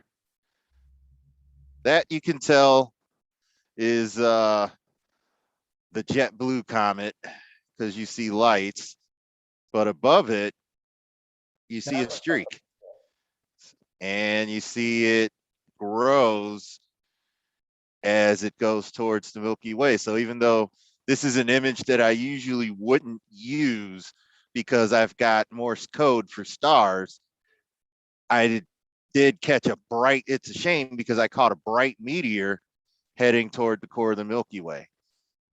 So those are some of the ways that you've got some meteors. I popped up a couple of other pictures. This picture that I took, this is back in northern Michigan during the Perseids, and I watched this meteor streak over here towards the Milky Way as I was gathering this exposure. This was also a 30-second exposure. So even though you kind of see it tailing off here, you don't see it streaking. You may know that it's a meteor because you watched it as you were taking the exposure. Now, the venerable Dr. David Levy, I sent him this photo and he didn't think it was a meteor because of how consistent the line was. But in this case, the only way I can prove it's a meteor is because I saw it. So that's one way to know. Sometimes you have a bright object, a bright streak in your image. It's actually a meteor if you saw it with your two eyes and you saw it in the location that it ends up occupying in your final image. So similar to John Griggs, who captures meteors, you could tell each one of those are meteors because of the growing brightness as his wide field camera catches it. With a DSLR, you don't necessarily see it that way, but you would have to know it was a meteor, and your camera captures the light as it's streaking through the sky. Let's see, I have a couple of others. Oh, just quickly, let's see if this comes out. Yeah. Things you can do with an iPhone. I'm showing this image again, Scott. You remember this one? Oh, yeah. Yeah, it nothing to do with meteors, but everything to do with dark skies and a 30-second exposure on your iPhone.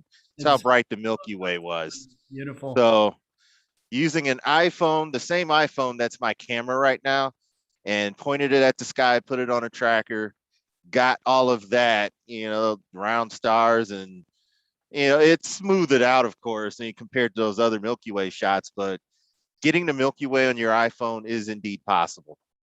So there you go. And my last, this is very recent, also northern part of the thumb of Michigan. There's Canada across the way. There's some light coming from a distant city over the lake. And here you have the telltale sign of a meteor. If you try to capture a meteor, you won't. But if you're just shooting the night sky and you look in your you look in the picture, you process it, you look deeply, and there's a telltale signature, you've got a meteor. Faint and grows in intensity as it's streaking through the sky. I didn't find it this time, but I've captured meteors. As long as you go to a sky that's Bortle 4 or better and you image, chances are meteors will come raining down from just about wherever you are. I thought there was one other one I wanted to. Adrian, all of these but shots are with a DSLR. Is that right? yes, this is a mirrorless camera that is this. Yeah, this is a fairly new mirrorless camera that I took. Sony A7R4. And but I've shot with a Canon. Most of my shots are with a Canon 6D. I've shot with the Sony A7 III, which has less megapixels. It's about getting a good image no matter what camera you have in your hand. But yes, all DSLR class or mirrorless, because there's no mirror in it, and all these images come out just fine. This is one, yeah, I think I showed this one already. When you modify a DSLR, you end up with an image that looks like this. It's all pinkish. And there's a plane. Oh, look at here. More streaks. Are they satellites? Are they meteors? So do some deep sky astrophotography or nightscape photography, and without trying, you're sure to gather in a meteor or two or some streaking object. I can go through images that, like this image, there's another bright object. And depending on, yeah, and look there, more streaks, very likely a meteor. You see this period where it's real bright and then it dims. That's a telltale signal of a real small, quick meteor. Probably was not visible naked eye until it got to this point. And all of these streaks are captured in the photo of this photo. So they are everywhere. There's Andromeda. There's another streak. There's M33, NGC 752, double cluster, Heart and Soul nebulas. This is another cluster. I'm not sure. My knowledge of clusters starts to disappear, but a modified DSLR gives you these looks as opposed to the picture that I closed. So I'm going to end my presentation. Scott, I know that you are a fan of birding. Yes. So now I get to end my presentation with bird photos that I've taken. Awesome. Osprey and a common grackle having words. Yes. A goose trying to stick the landing. Yeah. He's great. He's trying. He's struggling, but he's trying to get it. And then a couple of other birds. The thunderbirds were in town. Oh yeah, that's a different and different kind of birds. The thunderbirds. That's great. And that, I forget how far away I took that shot, but so, and then finally the Blue Angels. Oh yeah. Yeah. So yeah, we use our cameras for the night sky here, but we don't always, sometimes when the clouds come or the moon's too bright, then just do a daytime photo. And oh, I do have, so there's another meteor in this photo, but I am going to see if I can find, yeah, that's the Lake Hudson shots. Yeah, this was recently, very recently, I played around with the moon. Yep. And Adrian, there was a question. Somebody wanted to know if you took some photos. Go ahead. Astronomy picture of the day, from I got close. I can try and dig it up, but I was considered for, so I'll show you the Pleiades here. I was considered for astronomy picture of a day for light pillars that I had found. I don't think it ever made an astronomy picture of the day, but it got close. Shooting the Pleiades and the moon. This is hard, so I had to try it. And the Pleiades will be close to the moon during the lunar eclipse. So I encourage everyone to at least see that, get some binoculars, and you might see it. I am looking.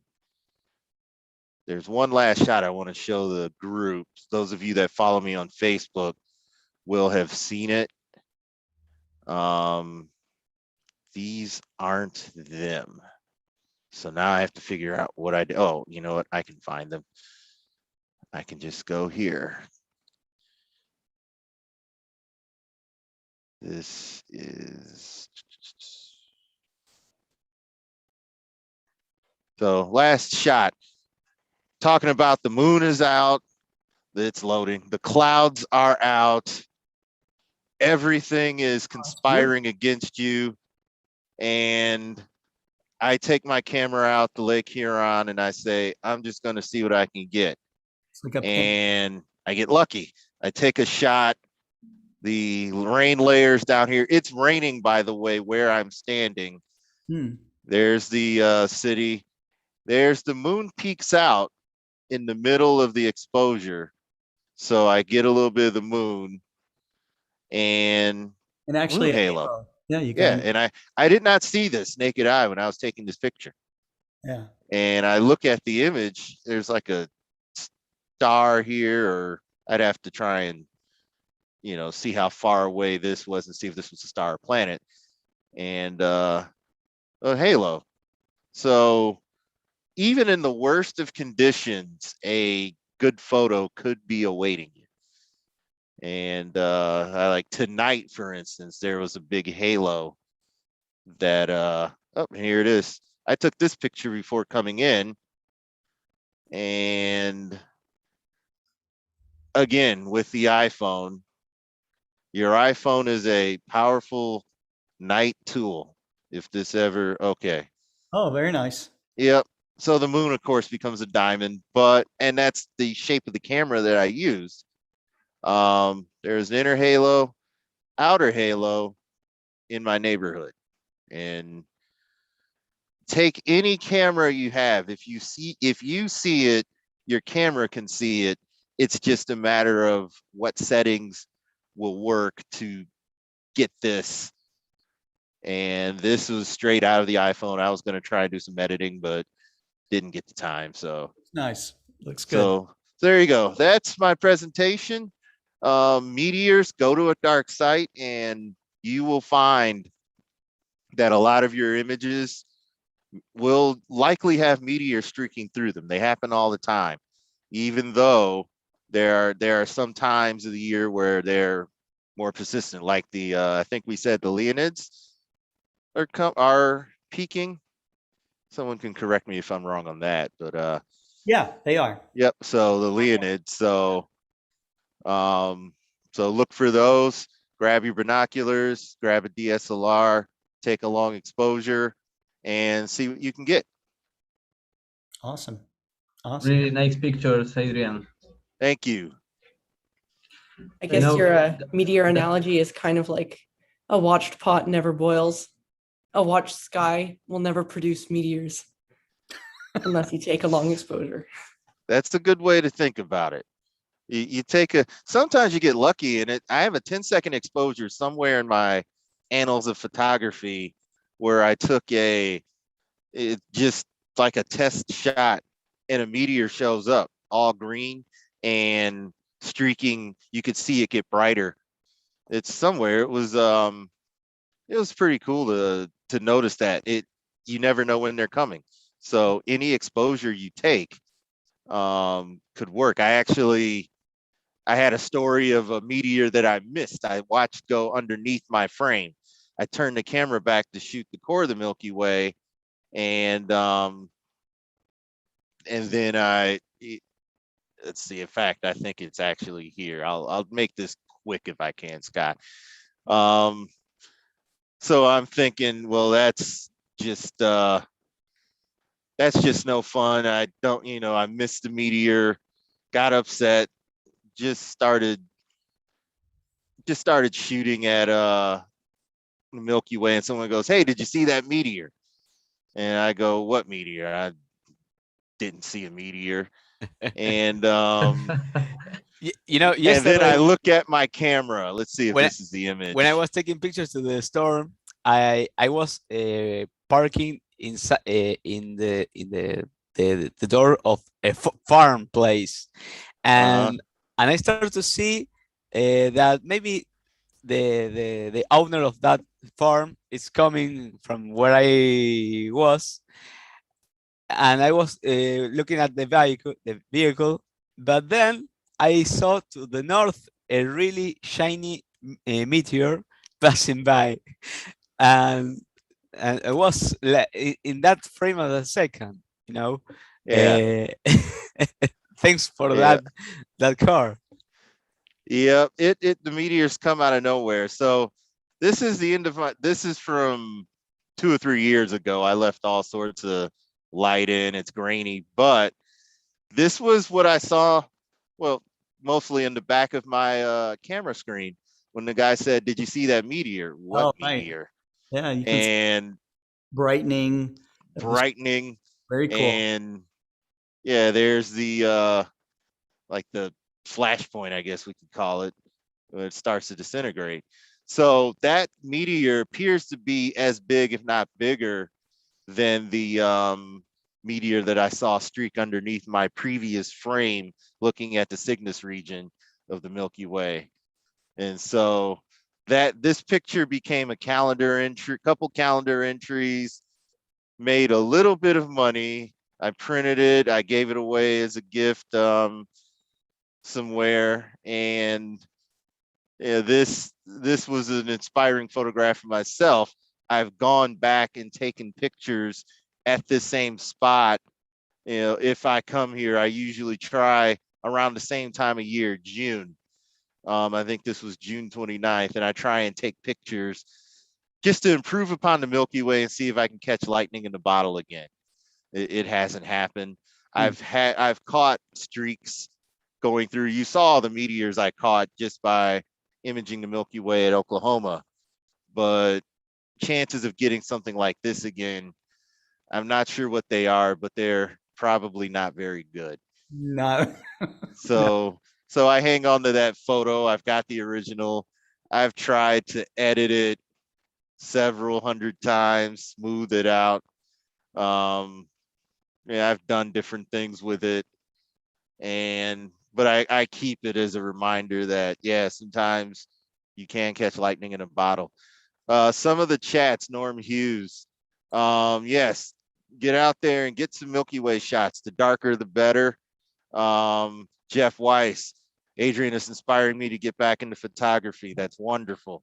I was inspired just by seeing what I could get in the camera and then continuing to try to improve, trying to visualize what I want to see and then take the picture of it. Thank you, Senthil. Adrian always blows away. Well, there are times where I've almost got blown away because it was windy, and I hung on to it. Was really windy during that last shot I showed of the moon and the lake. I hung onto the tripod and I ended up with a pretty good shot. Steve, yeah, he does some really neat stuff. There was a point where astrophotography was always, you pointed at a deep space object, maybe you pointed at the moon. You didn't include anything on Earth, and wide field and nightscapes were kind of considered their own thing. And part of what I try to do is say that, you know, nightscapes are a part of astrophotography. It's just a different wing, but it's all related. It's still, you know, the night sky is what shines through, and I try to make that shine through in all my photos. So there you go. Great. Okay. Well, so our next speaker, we're going to go around the world again, down to New Zealand, where Simon Lewis is coming to us. He's an astrophotographer, I believe in Greendale is where he is. He is a member of the Canterbury Astronomical Society, and he recently appeared on our Focus on Astrophotography program with Tyler Bowman. I know he takes some amazing astrophotographs. He loves the unusual,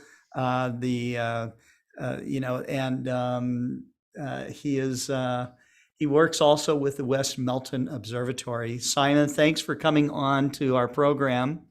Thanks for the invite, Scott. Appreciate it. Great to have you on. Thank you. All righty. Well, I'm, as you can see, I'm actually still at work, and the great thing about living in New Zealand is we're living in the future, so we're the wrong side of the date line. So it's actually late afternoon here. So I hope you guys are all enjoying that dark sky, and don't forget to send it round to us in a few hours. So yeah. So as Scott said, you know, I live in a little bit about me is I live in a small, literally a small village, only a few hundred houses on the South Island here. I'm about 45 minutes away from the city of Christchurch, which is on the east coast of the South Island. And New Zealand is an interesting place for astronomy because everybody thinks of wonderful dark skies and beautiful nights in the south here. The Maori name for New Zealand is Aotearoa, which stands for the land of the long white cloud. And I sometimes think that should mean land of the never-ending cloud, because we live in an oceanic climate here. It's 2,500 kilometers to Australia, and about a 4.5 hour flight into Sydney from Christchurch here. Nice for a week's holiday to jump over the ditch. But if we go to the east, it's a very, very long flight. It's about 10 hours to Hawaii and about 12 or 13 hours into Los Angeles. So we are a small pebble in the middle of the Southern Ocean, and it's an interesting place. We are a few hours away from the ice, and we here in Christchurch we host our American colleagues from the US Air Force for Operation Deep Freeze, which is the Scott Base. Appropriately named Scott Base, down in the ice, where they do all of the Antarctic surveys, and Deep Freeze run the big C-17s out of here and the C-130s with the skis, flying down, taking supplies and scientists down from Christchurch. So we host, actually. It's very interesting. We have a very, very strong affiliation with SOFIA.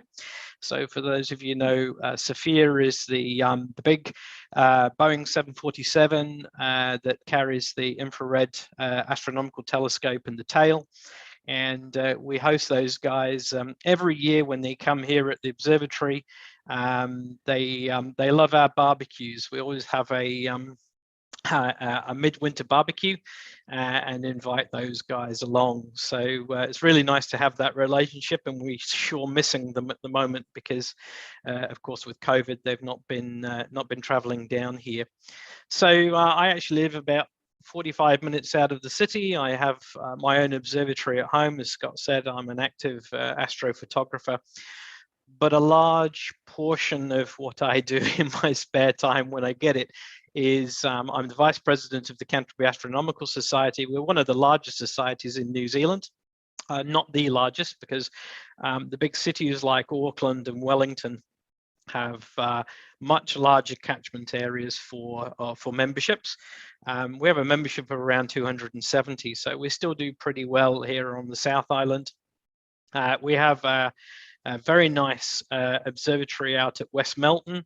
So we have a number of fixed telescopes out there. We have a 16-inch Meade RCX 400 on a fork in a shed. We have a 14-inch RC as well. We have some smaller Schmidt-Cassegrains and some refractors in domes as well. We have a hugely active program in terms of adult education and STEM programs as well. And John says he's been to the society as well. That's the observatory. I'm very, very pleased to know that you've been out here, John. And Adrian, if you're ever in need of a trip to somewhere unusual, then please, jump on a plane, message me, and come and see us here in New Zealand. We'd love to see you. I absolutely will. I got to figure out how to get there from Argentina, because I promised my good friend Maxi I would come Argentina. down there. Well, I think you can fly from Auckland to Argentina these days, so we're cool. pretty well connected by air travel. That's excellent. I'm going to start planning it out. And we host people from all over the world. So one of the things that we do is we do regular open nights during our winter season. Every week we host about 90 to 100 people at the observatory. And when people were traveling, these people were coming from all over the world, which is absolutely fabulous. Now, our visitors book looks like a tourist guide with the different locations that people have come in from. And we get some people that come here and actually stay here and work, as temporary workers. And we've had quite a few people join the society over the years. And yeah, so we do a huge amount in terms of education for the children. So we have a juniors program. It's aptly named the Castronauts, and the juniors, they get their own training guides and training materials, and we've got kids as young as 8 years old who quite happily jump on our 16-inch telescope and drag it around the sky looking at different objects. We've got observation programs going on for the juniors too, and as well as adult education, because quite often when the kids come along, they drag mom and pop along as well. And the bug gets going, and then the brothers and sisters come, and then they're dragging the friends along. And soon we've got half a school turning up in a school bus here, which is absolutely awesome. And nothing better than having 100 people in the observatory, and the kids walking up to a scope and looking at Saturn or Jupiter first time, and there's this, wow, is that real? Yeah, it's like amazing. They love it. And it's really interesting to watch them as they head down the driveway out of the observatory after their visit, and you can just hear the talk that's going on. And we get people visiting 4 or 5 times a season, and then quite often you'll find that mum and dad are signing them up for a family membership. So that's great. So we pride ourselves in bringing those people on. We have a strong relationship with the University of Canterbury here in Christchurch. The University of Canterbury is well known for breeding global astrophotographers and scientists, astrophysicists, and the New Zealand has some strong affiliations to physics and astronomy. We house down at Tekapo, just to the south of us by about 3 hours or 4 hours, we've got Mount John, which is a world famous observatory down there, and actually was one of the locations of the America's first satellite tracking stations. At the heart of the Cold War, there was an installation down there that was used for tracking Russian satellites. Of course, New Zealand being close to the poles was one of the areas where they could see these a lot earlier. And we do see a lot of unusual objects down here that you guys in the north don't get to see, but always makes me laughing, and people get a little bit jealous about southern skies. But then I'm going, there's a whole host of objects in the north. Yeah, you guys have got all the good stuff too. So we should work on some Airbnb for astrophotographers, timeshare of astronomical objects. Well, yeah, we've got the Dippers and the Cat's Eye Nebula. Oh, you got some that's great. all I can think of. No, there's some great stuff. I'm currently imaging at the moment. So Tyler, who hosted last week's program with Scott and I share his telescope, which is very, very nice of him. So I do get some time on some northern telescopes. And I also get access to some time on a scope in Chile as well. So I'm quite fortunate. I have some very, very good friends who like to share their toys. Yeah. And I also got some pictures that if you guys would like to see some of the stuff that we've been doing down here. It was something we missed at the last program that you were on. Yeah, so this is my little twins. So this is my roll-off roof observatory at home.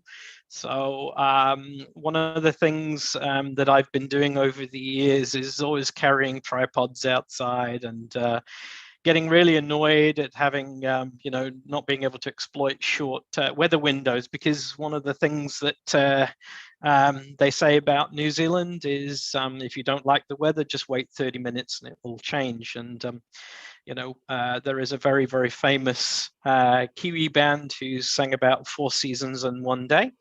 and they were actually singing about the New Zealand weather.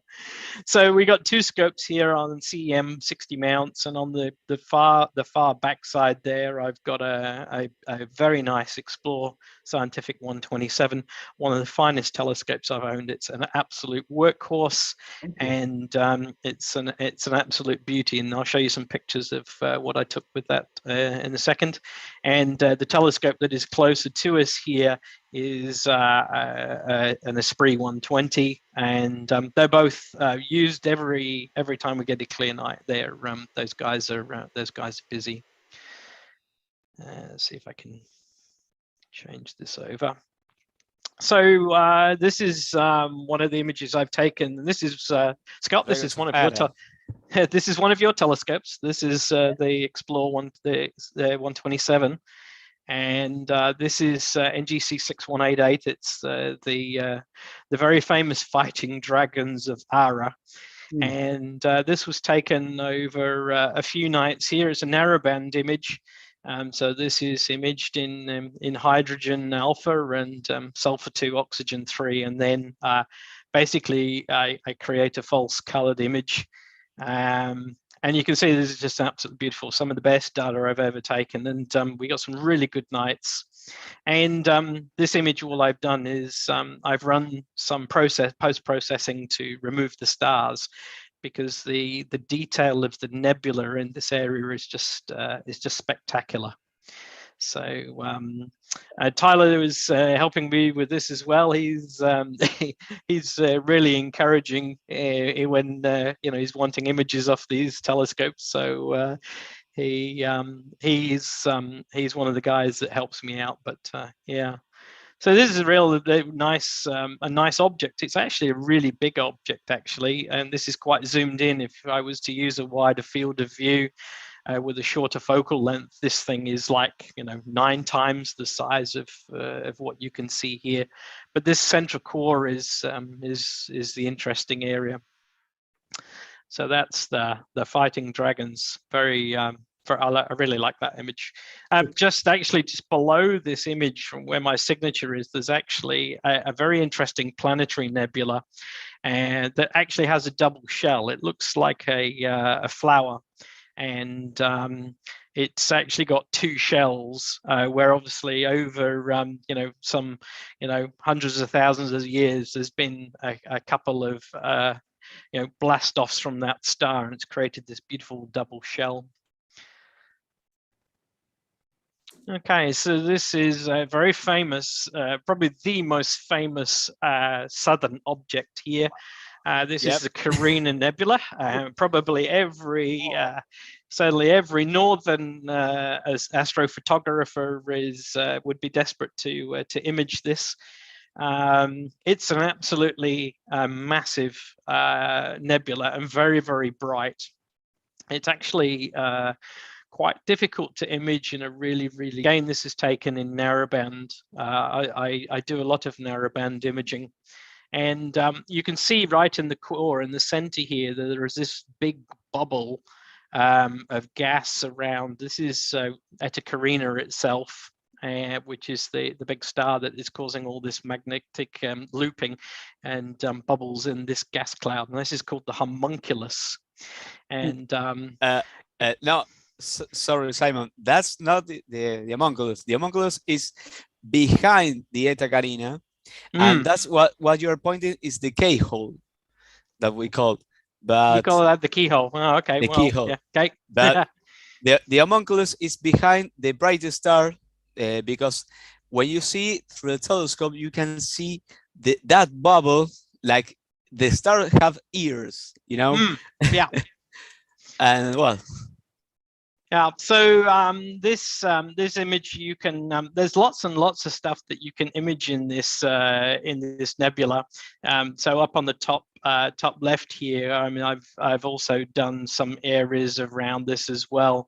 So it's one of these images that just keeps on giving. There is so many different areas of this nebula, and if you move away from this object, there is a whole ton of other nebulas around this area that you can focus on. But it's I would say it's probably one of the most photographed areas of the southern sky. and it's very beautiful when you actually look at this visually through a telescope. You can actually see this sort of dark dust lanes, and you can look at these beautiful bubbles and waves, and we use this as one of the objects in our night sky as well for our tours. So really nice. I like this area.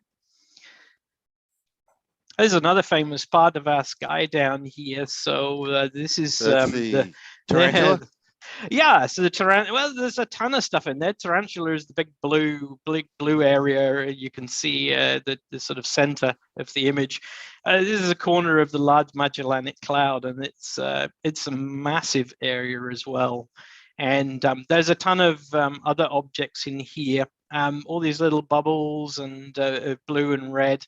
So this was a dual color image. So this is hydrogen and oxygen, and you can focus on a lot of these areas as well. This is never ending, these areas of the sky, and they vary a lot depending on focal length.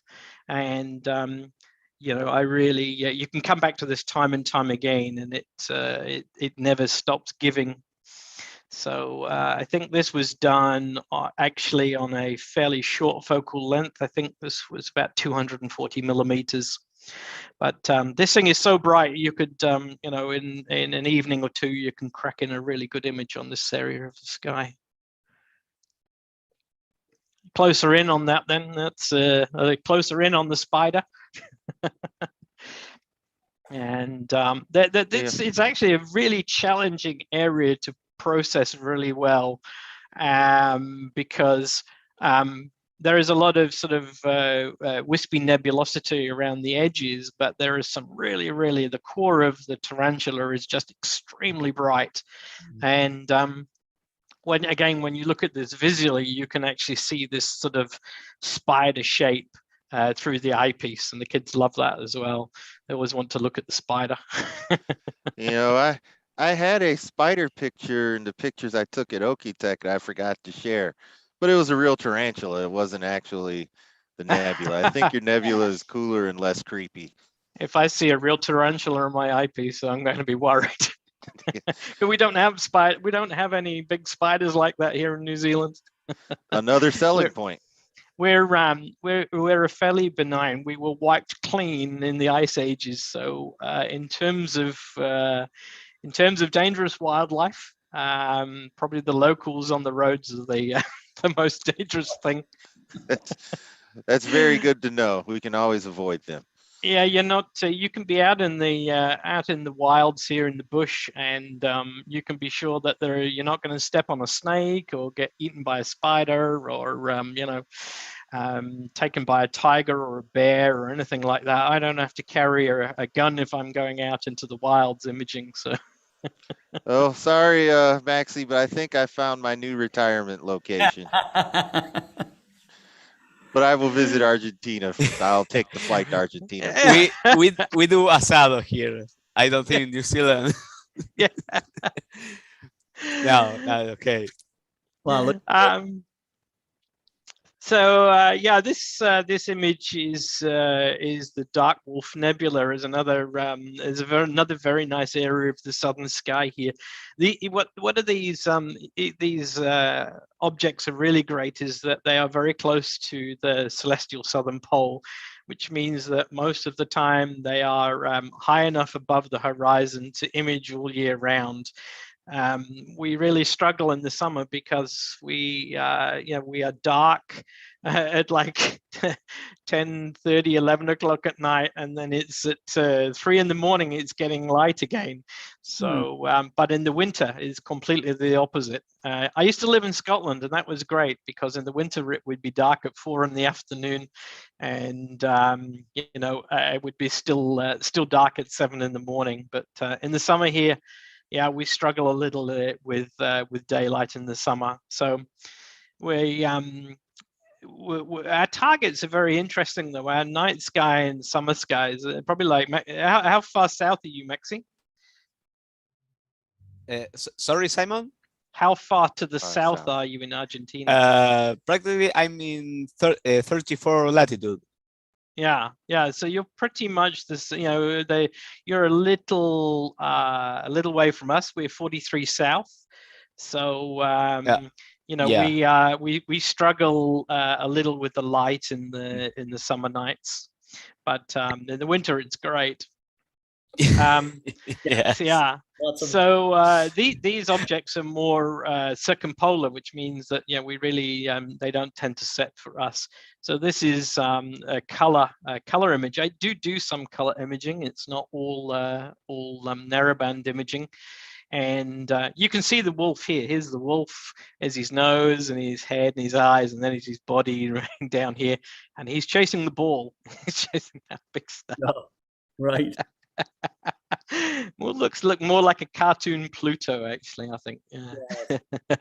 But this was taken over a couple of nights. I think there's about maybe about 16 to 20 hours in this image. It's a fairly faint object, but really nice image to process. It's a nice area of the sky. Some areas around the LMC can be very, very noisy. The tarantula in particular, it's a very noisy area part of the sky. So it's hard to get really sort of crisp, clean images just because of the amount of noise that's radiating from these areas. There's another famous southern object, the Vela Nebula. This is a supernova remnant. And this is just a small area of the sky down here, because this is another one that has a huge coverage. You can image this thing with a 135 millimeter camera lens and still struggle to fit it in. It's just a massive area. But there are some, a bit like the Veil Nebula in the north, there are some nice areas that people like to focus in on. And this is again a couple of nights worth of work using bicolor images. So the red is the hydrogen, the blue is the oxygen, and they get that false color. But I really love this thing because when you zoom out, it is just an incredibly big area to image. And there's always little bits that just off to the left is some really, really nice areas to image as well. But yeah, it's also a personal favorite. And yeah, this is Statue of Liberty Nebula, and another famous southern target here. And you can see Lady Liberty in the middle there, holding the torch. And yeah, it's another one area that it can get quite noisy around here. But if you prepared to put the time in on this, some people do some really beautiful images of this area. I need to go back and revisit this particular target. And this is, again, a sort of bicolor image that I've done with some slightly different color patterns. The great thing about narrowband imaging is that you can actually play around with the palettes and change different colors for different combinations. So the one I did earlier with the Carina Nebula was actually a color palette that comes from the one of the Hawaii telescopes. So, and finally, that's another famous object here is the Lobster Nebula, another really relatively big object, and again in narrowband. I think that was also shot on the 127, and these areas, again, you can see there's massive amounts of energy going on around some of these stars, but the distances involved, and when you look at these things, are incredible. The expanse of the night sky that they cover is just unbelievable. But there's a ton of interesting objects in the south. So and you guys want to come down and say hello, and you're more than welcome to. So this was last week, actually. So this was literally outside the back door of my house. I literally Nice. I saw the alerts to say that there was an aurora, and so I stepped outside and I went, oh wow, I can see all of these beautiful spires and lines in the sky. I was like, oh no, it's only just dark. So I quickly grabbed a camera and popped outside. So you can see my observatory here, and this is down to the south, down towards the South Pole, and beautiful night. It get really intense at some points. No. That's Are you the kidding image me? I dream of taking. No. That's it. Now- I don't care about all this. I don't know what you got going in the front, but you've got Large Magellanic Cloud, yeah, part of Milky Way, yeah, Aurora Australis, yeah. and trees. I'd probably crop the whole thing right there and try and sell it. I was interested in your comments about cameras, Adrian, because actually this was taken on a really old D5300, an old Nikon, and I'm They just in the work market. just fine. And I'm In just in the fact- market for a full frame, so Yeah, the older cameras with less megapixels tend to do a bit better with darker skies. At this point, it's just about getting the stars in focus, which yeah, if you tighten up the stars, then then you get a little more. But all the colors of the nebula, I mean, they're beautiful. So yeah, so there's stuff that's got the modified, like Canon has something in RA for mirrorless. Mirrorless cameras do just fine if you jump into that. But the tried and true, like the D850, I think I've heard of that. I think that's a full frame. I don't know if it is for Nikon. Works just fine. Canon 6D, the original 6D. A lot of astrophotographers start by using that camera for wide angle and nightscape shots. And then ultimately just about any camera will do. If you use an astro color camera and modify it with a lens, you probably get the best results, because you get a cooled camera, so you don't get the extra thermal noise. yeah. So all of that, all that blabbing to say, that's a fine picture, and almost any camera will do as long as it's in focus. Very good. Okay. Well, I saw some. I did see some. I did see some comments there. So I'll just try and close this. Well, that was great. Simon, I know it was a big effort for you to come on tonight. So. No, I really appreciate it. I'm just looking at, there was a couple of questions here. John says, how's the restoration of the 6-inch Cook telescope? So what he's referring to is the large 6-inch refractor that was on the top of the arts building in the city, which was basically destroyed in the earthquake. I'm pleased to say, John, that the tower that the telescope was mounted on has been rebuilt and reinforced. So for the last 2 years, they've brought in a team of stonemasons from the United Kingdom, and they built a concrete tower, and then which was reinforced to withstand very large earthquakes, and then they rebuilt all of the facade of the tower around it. And actually our editor Dale, her husband was involved in the restoration before he passed, sadly, and that restoration has been continued on, and it is now ready to go back up. So hopefully in the spring it should be back on. So yeah, so what did it say? Tarek says it's like the spaghetti and the Medusa Nebula, lots of bubbles. Yeah, like duo band targets, HA and OO. Yep, I like those too. And yeah, no, that's fine. Great. Okay, that's pretty much me, Scott, and thank you for the invite. And I feel like the newbie on the block here, so I appreciate you inviting me. Oh, and it was awesome. You are on the Global Star Party mailing list at this point. Yeah. Any time that you feel the inclination, you're certainly welcome to come on. I want to thank everybody for presenting tonight. We had a truly global star party. Really, really global. Really global. Yeah. Yeah, and Scott, before I wanted to just really quickly, Whoa. So here's a light pillar picture. Yeah. Nice. Fake aurora. Use a Sony A6000, a little crop sensor camera with a fast 16 millimeter lens, Beautiful. effectively 35 millimeters, took this shot. So your camera all your camera has to do is be able to gather the light. That's and right. then as for real aurora, this was done with a Canon 6D. Nice. And it's very similar to what you had. Stars are a little smaller here. You get more detail with more focus, and that's all that really matters. So your shot was just fine. Use your DSLR. It's like, grab the camera quick.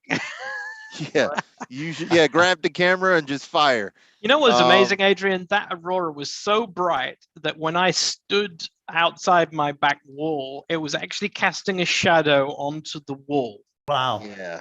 And Wow. that's how bright it was. And we see, we've seen some bright auroras over the years, but I mean, we're heading into, heading up the right side of the solar slope. So hopefully see a lot more of those. Yeah, that was March, and that's all the way about, where am I? I'm about 41st parallel on the northern side, and was able to see all of that. And I wasn't even into the upper, I can drive all the way up to 40. Well, I'm near 42, and I can drive all the way up to 43 or so before I run out of state. And that was down, closer to 42, and I saw all that. So yeah, it's starting to rev up. Sure is. I'm looking forward to more of those. Yep. All right, we better let Scott sign us out. He's got to go. We're still sitting here showing pictures. Normally we have an after party, and we often continue late into the night. But early tomorrow, I have to be ready to go on to a shopping network, QVC, to sell some small telescopes. So awesome. So I got some prep to do. No, wait, there's more. Payments have only. Yeah, you can buy this, but get this free. Yeah, I know how this works. Yes, there's I have to do some work to be able to support some of this stuff. So it's really cool. Buy this telescope and you get free clouds. There you go. Free in every box. That's right. That's right. Just before we go, those were some cool pictures of Orion's belt. Does anyone actually say that Orion's belt is a waste of space? Oh, never. We don't Or if you say told that to anything like someone- that. If you told that to someone, none of would you that get- stuff's a waste of space. You've been listening to Tyler Bowman's jokes again. Don't listen to his jokes. Yeah. So the visual astronomers hate the zodiacal light because it's too bright. Venus ruins their night vision. Yeah. So it almost, lots of things in the night sky are hated depending on what you prefer to do with the night sky. But really, that one thing this Global Star Party does, and you're welcome, Scott. It's signing you off. The Global Star Party shows how every type of astronomy, from nightscapes all the way up to visual astronomy and drawings, all do the same thing. It shows our appreciation of the night sky, and we're, however we express it, it all comes from the same place, and that's our universe. So none of that is ever a waste. There's So answer if you your told question. that joke to Beetlejuice, you might get the cold shoulder. Oh, yeah.